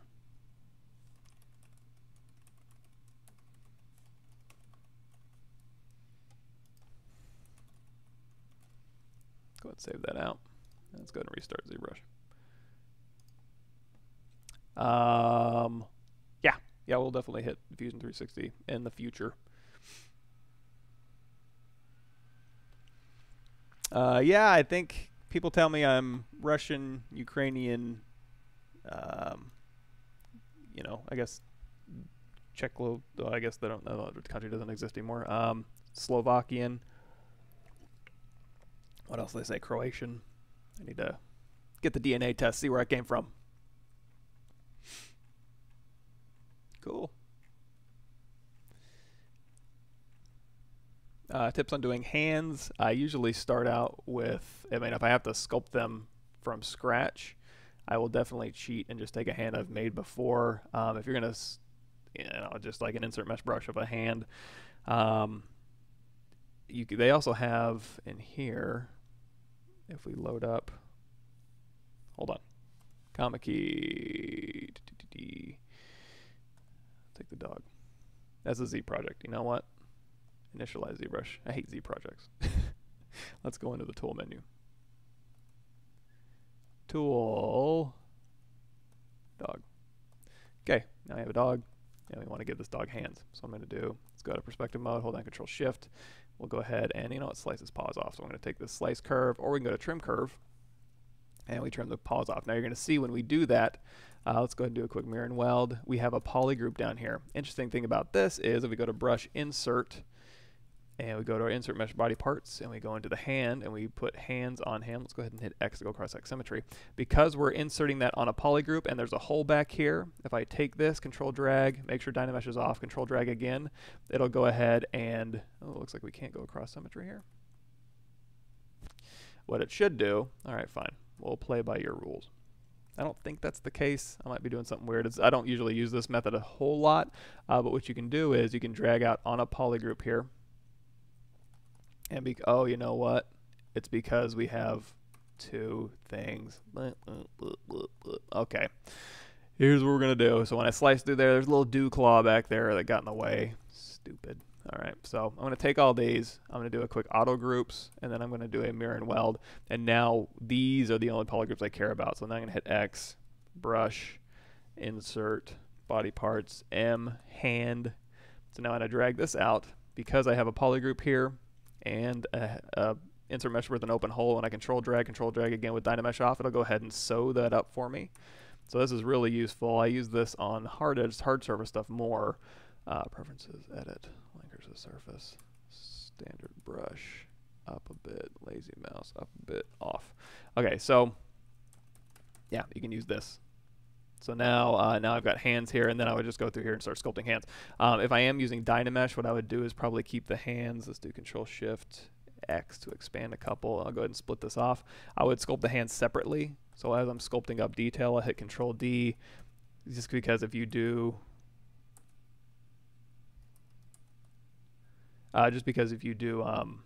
Dynamesh at this low of a resolution, sometimes it'll tend to web the fingers together. So you know, just sculpt this thing up separately from the face, separately from the body. If you're using Dynamesh, because the body usually is a little bit lower, and then once it gets all together at the same resolution of sculpting, then merge them all together in Dynamesh at a higher resolution together, and then you can kind of, you know, mix them together. Let's go ahead and put these together here. And I probably should have those closer, but you know, while we're Dynameshing here, okay, now they're together, and then you can go to here and ease these transitions back. Let's go to Smooth Stronger. Now, as far as like anatomically sculpting hands, that's just reference, lots and lots of reference. Same thing with like sculpting cloth and jeans. Number one, I'd use Marvelous Designer, but even while you're detailing them out, it's really just a lot of, if you want to make good jeans, then get 900 photographic references of a pair of jeans that somebody's wearing, and you will make awesome jeans. Can you take a tutorial on a fast workflow ZBrush to Substance Painter? I have done that so many times already, though. So what I'm going to do, I'll point you to the live stream highlights here. And if you scroll down, we do the Ernie bot. So we do, I think around video, yeah, PavWork 09. We do a bunch of that. PavWork 08, PavWork 09, we go through ZBrush to Painter, as well as if you go to my, there's a ZBrush Painter Quick Start. There's a Substance Painter Quick Start. If you want to know a little bit more about Painter, it's a little bit dated. I need to go back through there. Also, the speed modeling and texturing. is basically going from ZBrush to Painter. So we basically go from just grabbing reference, doing the block out in ZBrush in about an hour, and then texturing, just throwing it over to Painter really quickly, and just texturing it up in about 10 minutes, just to kind of get this to throw into game. So yeah, already exists. Go check it out. Oh, cool. I'm glad I was able to do the Batman Cowl. I try to keep like streaming topics available for me because my brain goes. So I've had like for some reason go through. It's like Batman Cowl soft serve ice cream was on there, and I was like, okay. I don't remember who asked me or when or where or why, but yeah, stylized characters are fun. A grill speaker. What is a grill speaker? Oh, speakers in the grill. Oh, so like this kind of thing. It's probably the same way I would have done. So if you go to the PavWork, you know what? I think I have it a couple different places. Here, underneath the fishnets micro mesh and the fishnets nano mesh here, in the Lumi questions, I would just do that. I mean, you can probably take an easier route if it's just a simpler. So we go to M here. Let's go to Tool Polysphere. If it is just like that basic shape here, you can drop this polysphere down to 1, and then like get rid of this, and then delete hidden. Scale this down. I wonder if we, you know what? Let's make that. Delete higher, reconstruct. We'll make this a little bit simpler here. Delete higher, and we'll squash that down a little bit. We'll get rid of this backside here. You can't just go to like Q mesh. No, I'll go to inset all polygons here, and then we go to delete polygroup all, and then we can go to Q mesh polygroup all, and you can just pull through some thickness here, and then you got kind of a speaker grill like that. But if you wanted, if it was a little bit more of a weirder shape and you needed controlled geometry, that'd just be basically a Z remesh in the same process, or using the fishnets technique if you wanted to do a more intricate pattern for that.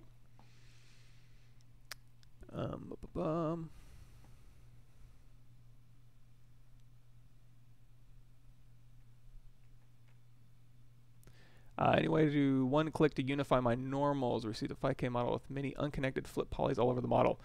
Oh, that's a good one. So in Maya, there is a set to face. I forget what it is, or it's like oh, what is it called? What is it called? It's normals. Go into the normals settings, and I think it's like conform, something like that. There's like a conform normals that'll get you probably 65-75% there. But I do notice a lot of CAD data, just faces are all over the place. So conforming the normals and then going through and manually flipping the ones you need. Do you work out on AMD advert? You have a B-spot. I think that was mostly camera and lighting. I work out a little bit, but just so I can eat terribly. I do a little tiny bit of jogging, and I lift just a tiny bit just so I can have pizza on Fridays. I don't look that good with my shirt off, I promise. Keyboard shortcuts you're using for when you use them for us giant noobs. Yes. So in fact, for you giant noobs, if you want to just kind of follow along a little bit easier, we went over this earlier in the if you go to my Gumroad or my Cube Brush page here, scroll all the way down to the very bottom, the intro to ZBrush files, you can have my hotkeys and my custom menu if you want it. But I do try to call out, like if I'm going like Miren Weld across the X, I go like deformations, mirror, geometry, modify topology, Miren Weld. When I say that stuff, that is just over here. So tool, geometry, modify topology, Miren Weld. Delete hidden, modify topology, delete hidden. Weld points, all in there. So I try and call it out. Crease, I'll go into geometry. When I say geometry crease, that means tool, geometry, crease, and there's all your crease stuff. So I do try and call it out. You know what I could make?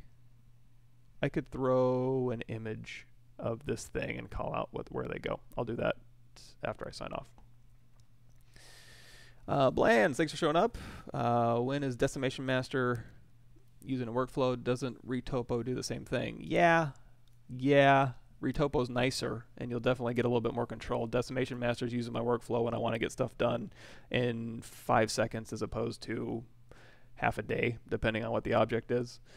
Or ZeroMesher can do it as well, but sometimes it can kind of average, and it might give you extraneous information that you don't necessarily want. So if I ZeroMesh a object like this, you know, it's going to want to put like extra little spans in here where I don't necessarily need them. If I Dynamesh or decimate something like this, or even a dog, you know, decimation will just give you depending on how you dial in the resolution, it'll give you the least amount of geometry to take in.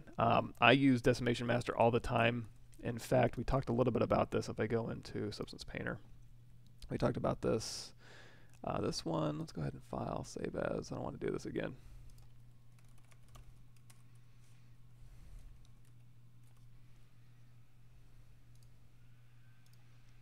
Oh, you know what I should have done? Okay, I'm going to let this spin for a little bit, because I have this set at 4096, which is a bit of a heavy file. This was for presentation purposes. I'm going to drop that down to 2048, and we'll let that spin for a bit. But that was a decimated thing. Conform, thank you. A cleanup function help you select the flip normals and bad polys. Yes, that's another good point. And also there's a selection thing in Maya where you can, like, as you're doing your selection, I can never get it to work properly necessarily, but that's not just because it's a bad tool. It's probably because I don't know what the hell I'm doing. But there's a way to do selections where any faces, I guess it might be a backface culling selection method, where you can select the entire object, and any faces that are away from your camera, it'll either select them or deselect them. Thanks for showing up, everybody.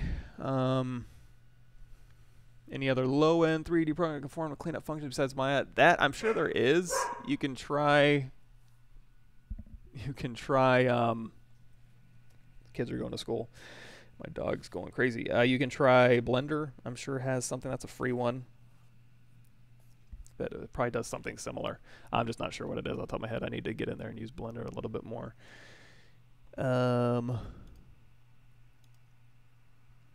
Oh yeah, I was going to talk a little bit also about how I got into 3D. So I started at Waco. Let's go ahead and load up my Pickle Rick stuff. Let's go ahead and close down ZBrush here.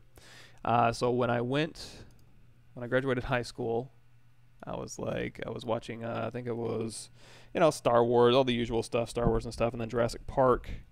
I saw that movie a number of times, and just blown away by the 3D in that. So I was like, okay, this seems like a pretty cool thing to do. So I decided to go into 3D. So I started at Texas State Technical College in Waco, Texas, is where I got my associate's degree, and I got it in a digital, let's go to texture, import. Digital media design or integrated digital imaging is basically, back in the day when CD burners were new, you would burn stuff to CD and have like a little interactive menus made with Dreamweaver? No, Dreamweaver is a web thing, like Shockwave, that type of thing. And then this is also back when we had zip drives and jazz drives. But we would burn stuff to CD at like 1x, and those were expensive as hell. And so I got like interactive digital media is basically what I started off, and that was basically it. I mean, I started off 3D Studio Max, Photoshop, kind of interactive CD stuff, and then I went to Ringling School of Art and Design after that, which is now Ringling College. Let's go to streaming here, and Ice Cream Sprinkles Pickle Rick reference. Then we're gonna grab this thing again. Now I could have saved this as a spotlight and just loaded that back up, but I totally forgot. And we'll go ahead and load up the laser cannon. But then I went to Ringling, got my degree in computer animation, and graduated 2005. And then I went over to EA Tiburon in Orlando. So Ringling's in Sarasota. I went up to Orlando, so I was in Florida for about 6 years. And after Tiburon, I went to Sony SOE, which is now Daybreak, that's in Austin, and I worked on DC Universe Online. Then I went to Certain Affinity, where I worked on a whole bunch of games, Call of Duty, Doom, Mafia 3, Halos, a couple different Halo games, 3, 4, I don't remember. I don't remember what I do. I don't remember what I did last week, much less years ago. So we got this in here. I've got my spotlight in here. We've dropped the opacity down. And then we're going to go and drag out our model here, go into edit mode, go to matte cap gray, and we can kind of start positioning this stuff around. So we've got pretty much everything we need, I think. So what I'm going to do is if we turn on perspective, it actually, I think the drawing and the cartoon itself is a little bit more orthographic than perspective. So I'm just going to kind of line up vaguely where these things need to go a bit. It's not going to be perfect, but we'll get it as close as we can. Now you can also go up here to the draw menu and you can kind of play with that angle of view and see if any of that's going to change it. But of course with perspective off, angle of view is not going to do anything. So you can kind of try and dial it in with a little bit of perspective in your angle of view, but I'll go ahead and just drop that back down to 50. Okay, so we got that there. Now if we want to keep this, you can use your movie timeline show, or you can go in here to document. I'm just going to take the easy way out, Zapling properties custom 1. So we've got this going here, and then I'm going to go preferences, edit, turn off align cursor to surface here, because that bugs me. So now I need to make this arc down here. It's kind of an arc that kind of arcs and then goes flat. I guess we can just use a cylinder for that. So I'm going to go over here. We'll grab a 32 cylinder. No, you know what? Let's grab this mid cylinder here. So if I go down to the bottom, and we drag this out here. Let's go across the X symmetry. There we go. We'll just drag that in. We'll go ahead and split mask points here. And we'll go into this one. So we only need half of it. So I'm going to hold down Control Shift. We can get rid of this, and we can also get rid of these middle ones here. Delete hidden. Hit Shift Z to get rid of that. So now we have our basic cylinder here. We can go into our Zmodeler brush, insert single edge loop, hold down Alt, get rid of that middle one. If it does tend to flatten out, here, let's go ahead and turn on double temporarily. That's under display properties here. You can hit, also one thing we can do, let's hit Control D to add subdivisions on this thing, and then we'll go ahead and delete lower, and then we'll go ahead and get rid of that middle one again, and we can go ahead and fatten this back out with our gizmo here. I just wanted more lines in here. Now if we know it curves up and then straightens out, you can either go through here and you can insert, hold on Alt and get rid of them, or if you want to keep those subdivisions here, you can go here to select lasso, or not select lasso, clip, curve. I'm going to turn on perspective so I can see it just a little bit, and now I can just kind of clip those back and then turn perspective back off. So we just kind of flatten that top part out and still maintained some curvature on the ends there. So we got a solo mode here. We can go up, dial that in, and let's go back to our custom 1, Shift Z to turn that back on, and now we can go ahead and scale this up and move it into place and widen it out. So then once we've got that, we can go through here. You know what, let's also do a quick Miren Weld to get that midline. And now we can Q mesh polygroup all. Let's pull that out for some thickness. We can pull it in for some thickness, and we got to make sure we flip. If we turn double off, you'll see we need to flip that back out. So we got that shape. Now let's make a battery. Does this look like Energizer or Duracell batteries? Does it really matter? Let's just do a generic battery. I want to get sued. Or they could pay me for product placement, but then this isn't my IP, so it doesn't really matter to me. Looks like Duracell, FYI. But we can go ahead and just make a battery really quick. This battery is going to have to fit in that battery compartment, which we can just do later. So let's just go ahead and go out of edit mode, hit Control N. And then I'm just going to take this one here. We're going to go to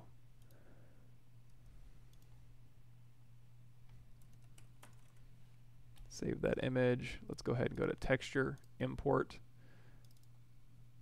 desktop here. We got a battery. So I'm going to click the battery, go to plus. And do you really need to do this? No, but if you want to be accurate, I guess this is where we'll start. So we'll make a star here, and we'll hit W, and we want to make sure we are Z forward, so we're across the X symmetry, Y up, obviously. Then we can go into my custom menu here, and if I hit W again, we can just cycle through these different objects here. So I'm going to go to like a cylinder 12. That way I don't have to go and initialize the cylinder. But if you wanted to, let's see, Q. It's like, okay, here's our cylinder. Let's say we want to initialize the cylinder, so we want to go over here. Let's just grab this one here, cylinder 3D, go into polymesh, go to initialize, and then we can say H divides 16, V divides 3, and then line Y, so we're Y up, and now we can just hit Polymesh 3D. Okay, so Shift C to bring our Duracell battery back, and we'll put this at the bottom. We'll hit W. We'll move our, hold down Alt, move our pivot, and then we'll just make that battery about yay high. And what does the battery look like? So from the top down, it looks like it kind of has like a skin around a battery compartment. So we'll make it, do we make it fairly accurate? I guess we can make it fairly accurate. So what we can do is we'll say this is like the inside battery thing here. So what I'm going to do is I'm going to inset flat island region, and I'm just going to pull this in here so we can kind of dial in where we want that. I can also go in here to slide edge loop complete. I'm just going to slide this edge here and make that about yay high. And then if we go back here, oops, looks like I didn't save a view for this one. So we'll go ahead and say that's custom 2. So now when I Q mesh this up, what we can do is go to, or you know what, let's just do this. Hit W, Control tap that top poly group here, go to custom 2, and then Control move this up. And you're going to see it's pretty close. If you did want to kind of squeeze this in a little bit, you can go over here to Polygroup, Polyloop, tap Alt to make it a different polygroup, Q mesh, Polygroup all, hold down Shift, and just push along that surface normal here if you want to make any changes to that. We need to round out this top a little bit, so one thing you can do is go here to Bevel, Edge Loop Complete. We can round that top. If you want to round it out even more, you can go to Insert, Multiple Edge Loops, Interactive Elevation, and now you can kind of pull this out and kind of round this around if you want to. Let's do 2. And you can also go through here and like Insert Single Edge Loop and just pop in a little edge loop here as a control curve. And then as it kind of sweeps out this way, you can also do, you can go ahead and drop a bevel in here. And now if you want to, you can do another Insert Multiple Edge Loops, and you can just pull this in a little bit and give it some resolution here. However you want to do it, and add some more control loops in here. Now when I say control loops, I mean is if I hit D to go into dynamic subdivisions here, you're going to see it really starts melting or averaging my vertices quite a bit. So if I go through here and add an insert single edge loop, you can go through here, and if you add edge loops around here, that'll maintain that curvature a little bit better. So now when I hit D, it maintains that. Alternatively, you could just go through here and we could do like maybe a crease edge loop complete, and we can just crease that edge loop, and then crease this one down here. So now when we hit D, it'll go ahead and keep those nice and creased. Although, of course, what you're going to want to do is go into your crease level of like 3, smooth subdiv of 4, and that'll go ahead and average those vertices. However, it is going to average them in a pretty messy way. So if you want to control that just a little bit more, go in here to Insert Single Edge Loop, and you can just, you don't have to drag it too close, but you can just start pushing that up just a little bit here, and then putting in another one here. And all I did was just put in 2 edge loops about there, so that when I crease and then uncrease, I get a little bit better of a transition here. Up to you how you want to do it. You can do both, you can do neither, you can do crease, you can do control loops, however you want to work. So we've got our basic battery here. What does the bottom of a battery look like? That's that little nubby top.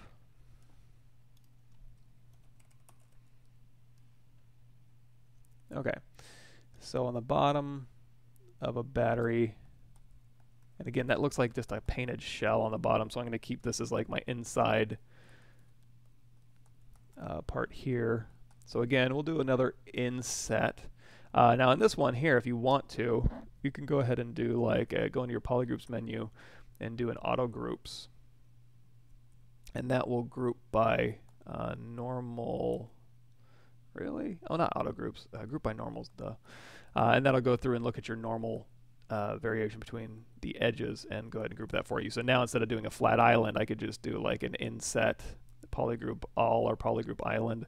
And the reason I do polygroup island is because sometimes I'll have 2 of the same polygroups and I won't be looking at it, and I'll be doing all these operations. I'll go out here and I'll be like, ah, you ruined my mesh. So I do island so that it's just this polygroup that I'm looking at here. So we'll go ahead and pull this in just a little bit here. If you want to continue pulling this in, so that you can go in here to like Q mesh polygroup all, and then you can just hold down Shift and kind of pull out like that. That'll give you that automatic soft transition as well. And then you can go through here and like bevel these things out. Now these ones you can choose if you want to bevel them, or you can just hit D to get that nice smooth fall off, which it looks like that's what they kind of have. Although this one's a little bit tighter. So let's do this. we'll go ahead and crease this one, and we're going to bevel this one, but we're going to bevel it a lot. So that'll give us that nice smooth fall off, and then keep that one creased.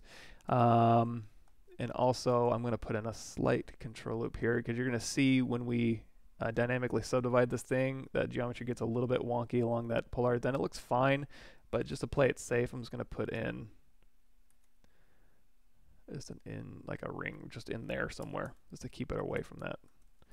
Okay, so that's about what it looks like. Oh, looks like we missed one little part here. So now I can go through here. Let's just continue to insert. We'll insert another one here, and then we can hold down Alt and just mark these as a polygroup. Then we can Q-mesh polygroup all, and pull these back. And then if we want to, we can also hit Control and tap, and then we can just kind of scale this in.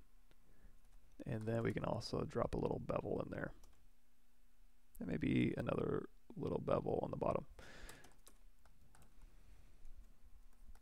That's too sharp. And it also looks like it goes on a little bit more. So what I'm going to do is Q-mesh. We'll do Polygroup Island. We'll hold down Shift. We'll pull this back. And I think if we just leave it alone, yeah, that's about right. But see those kind of stars I'm getting in there? Let's go ahead and even that out just by putting in a little bit of a edge loop here. There we go. All right, so we got some sort of battery thing going. Now we need to put in a little plastic skin. So if I go over here to Subtool, Duplicate, we'll do Shift D. And so this again, it gives us a little bit simpler look. So what it has for this one here, if I go into solo mode, basically I'm going to go to Insert Single Edge Loop, and we're going to put that in here, and then all of this stuff in here. So if I go to Polygroup, Polyloop, we can just grab these two. So I'm going to go ahead and do Polygroups, Auto Groups, and then get rid of this one. Go back to Select Rectangle, and this one. Delete Hidden. Same thing for the bottom here. I don't need any of this stuff that's bumped out. So we can go ahead and delete Hidden, and then we can go ahead and just get rid of these polygroups here. Delete Hidden. So now that we have these shapes here, I can go to Q-mesh all polygons. We can pull these out. And now when we hit D, that'll give us kind of that skin coating thickness. And if you want to, we can also go into solo mode here. Let's make sure it doubles off. Yeah. I think that'll work. I don't like that polygroup. I don't like the white polygroup it gave us. That just makes me think it's an insert subtractive. So I'm going to go ahead and tap Alt while I pull that out just to make myself feel a little better. All right, so let's say that's a battery. If we do want to do a material assignment later, we can just say, we do Shift-Z, go back to Custom 2. We'll leave that one there, but we'll also insert another line here, and that'll be where we make that different color in our reference here. Let me close some of these windows down here. Batman Cowl is done. Alrighty, how are we doing on time? Okay, I'm gonna start calling it a day. We didn't get too far on this one, but we'll keep plugging along here. we got one thing done on this thing. Let's go ahead and push that up and over. Oh wait, you know what? X symmetry. Transform. Did we inherit X and Z symmetry? We must have. So let's turn off that transform here. We can go ahead and do under your geometry crease here, you can do crease dynamic, and then again we're going to go at like crease level of 3, smooth subdivision of 4, and that'll kind of build in a little bit of a softer edge on here. In fact, it looks like maybe crease level of 2. There we go, something like that. Then we can just start kind of finishing this out. Let me go through the comments here one last time before I head out here.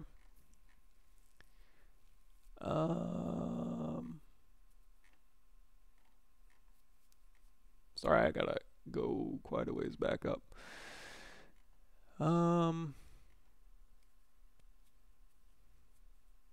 Yes. It's a border collie mix. She's border collie-ish. I don't have any pictures of her on my computer here, unfortunately.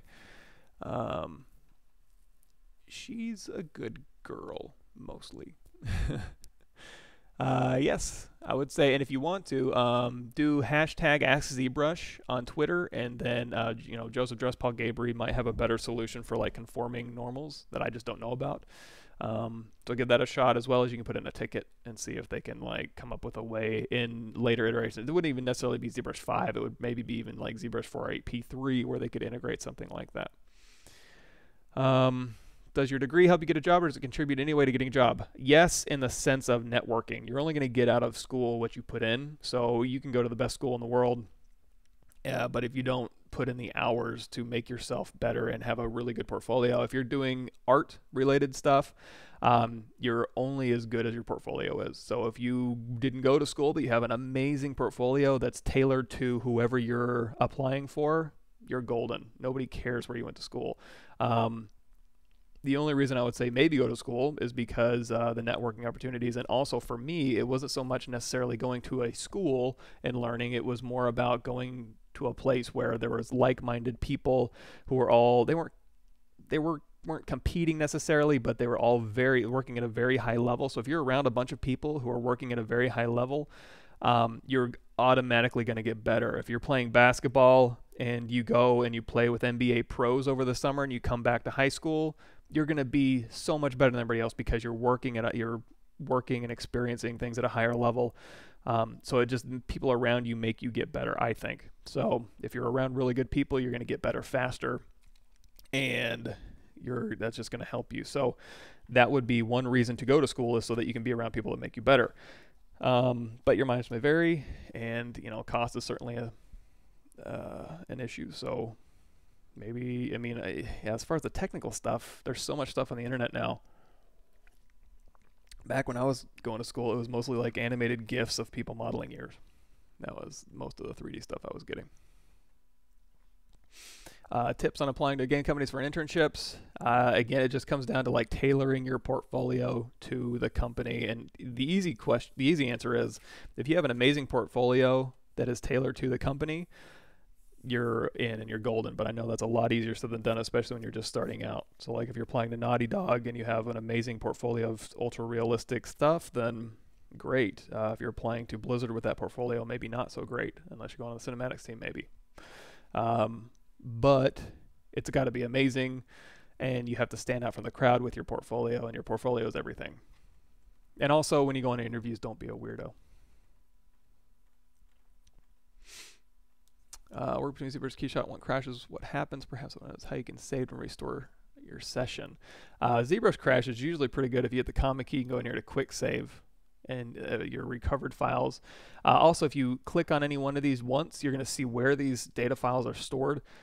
So if you have a bunch of recovered files sitting in here, go to this folder, see users, public documents, ZBrush data, quick save, recovered, and you can just delete all those recovered files, and that'll kind of clear this out.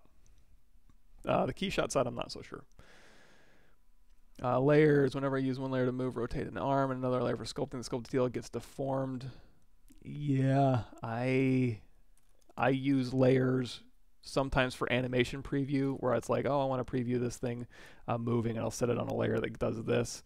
Sculpting in layers, I do, but usually what I'll end up doing for just this very reason is I'll just duplicate off, or I'll save out an iteration and do sculpt variants. I know it's not a great answer, but I get a little bit squirrely when it comes to the layer system in ZBrush. I don't even deal with it. How much polygon do people use for production for rigging and animating? Games usually about 10 to 80K. I would say that's fairly accurate. 10 to 80K. Again, depending on the game you're making. If you're making a thing where you got 600 people on the screen, then yeah, your budget's likely to be about a couple hundred per character, depending on how it's rendered and if it's instanced or how your game is set up. When it comes to game development, those are very, very, very broad questions. Almost impossible to answer, but I think you nailed it. 10 to 80K. I would even go so far as to say maybe 200 polygons to 200,000 polygons, somewhere in that range, depending on the type of game you're making and how you have it optimized. Move layers activated, deactivated. The issue is especially probably like rotating the arm in a bit more than just a bit. Yeah. Sorry, it broke up your comment above around somebody else's. So again, layer system in ZBrush.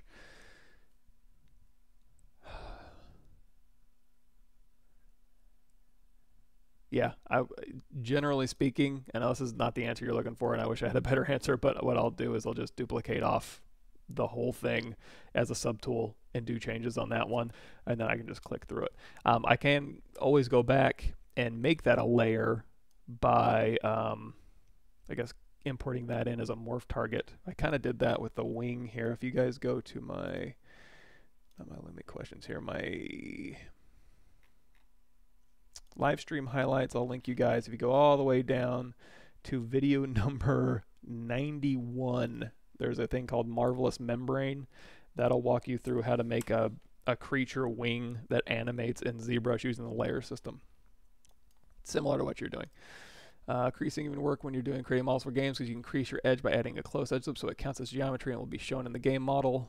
But I don't know if creasing can be transferred. Creasing can be transferred out of ZBrush using the FBX exporter. So if you go over here to your Z plugin or Go Z, so you can use Go Z up here, or you can use the FBX import export. You can go export this in FBX and it will maintain your creasing. As far as like game models and engines, your surface normals, your vertex normals, when you go to import it into engine, there might be an option for like importing your surface normal so that you can maintain hard edges. Creasing is really not a normals thing. That's a crease. So Maya will recognize it as a crease, but when you go to set your normals, like set the face, soften, all, you will have to go in and harden those edges. So there might be a script or something you can do to convert creasing to hard normals, but really just creasing normals by a normal threshold, the normal angle, is usually good enough. And then you can export that as a creasing group in 3D Studio Max, or just surface normals, vertex normals in Maya. I'm making the laser cannon from the Pickle Rick episode. We have, so when we did, oh, did I not bring it in? I might not have brought it in. Let me see, Facebook. Oops. Michael Pavlovich. Trying to remember where I posted this. There we go. So previous episodes on my live stream, we made this guy. I think it took about 2.5 hours-ish. And then I'm going to make the laser cannon. We're going to do 2 versions of this guy. One's going to be kind of cartoony like this, and one's going to be using photogrammetry and ultra realistic. We're going to take a pickle and photo scan it in, then maybe even some rat bones, and we'll see how that goes. But yeah, this is the laser cannon from that.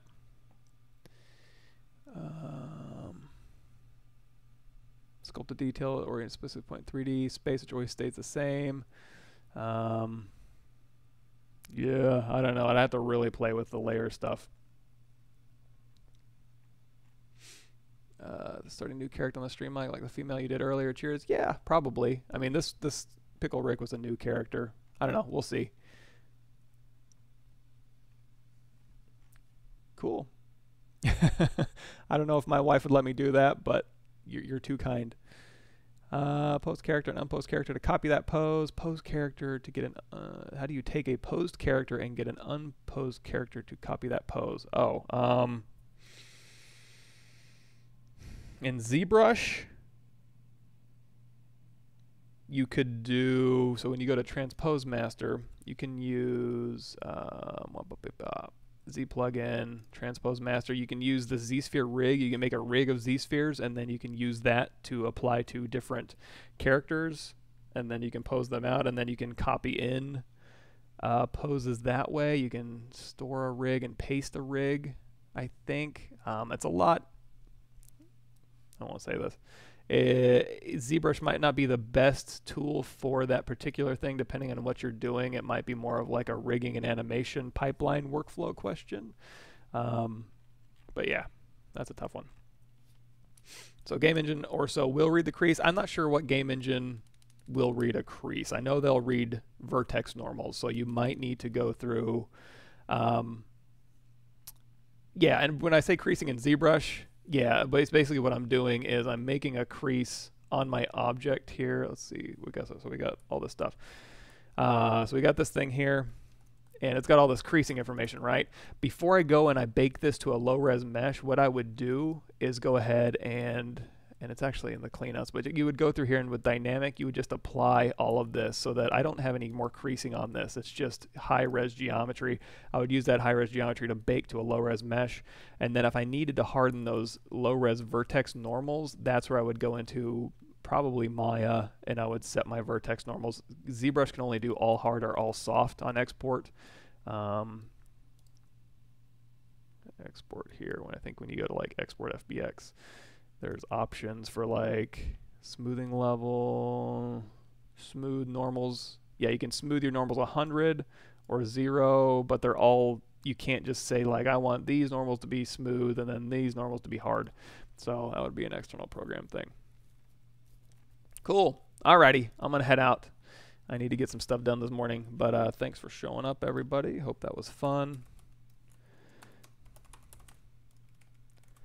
I'm gonna peace out. Catch you guys on the flip side, and see you next Tuesday morning, I believe. This is August. I'm getting towards where I'm going to be heading out for a bit, but I'll let you guys know. I think next Tuesday morning, next Thursday morning, I'll be back around. So talk to you guys later.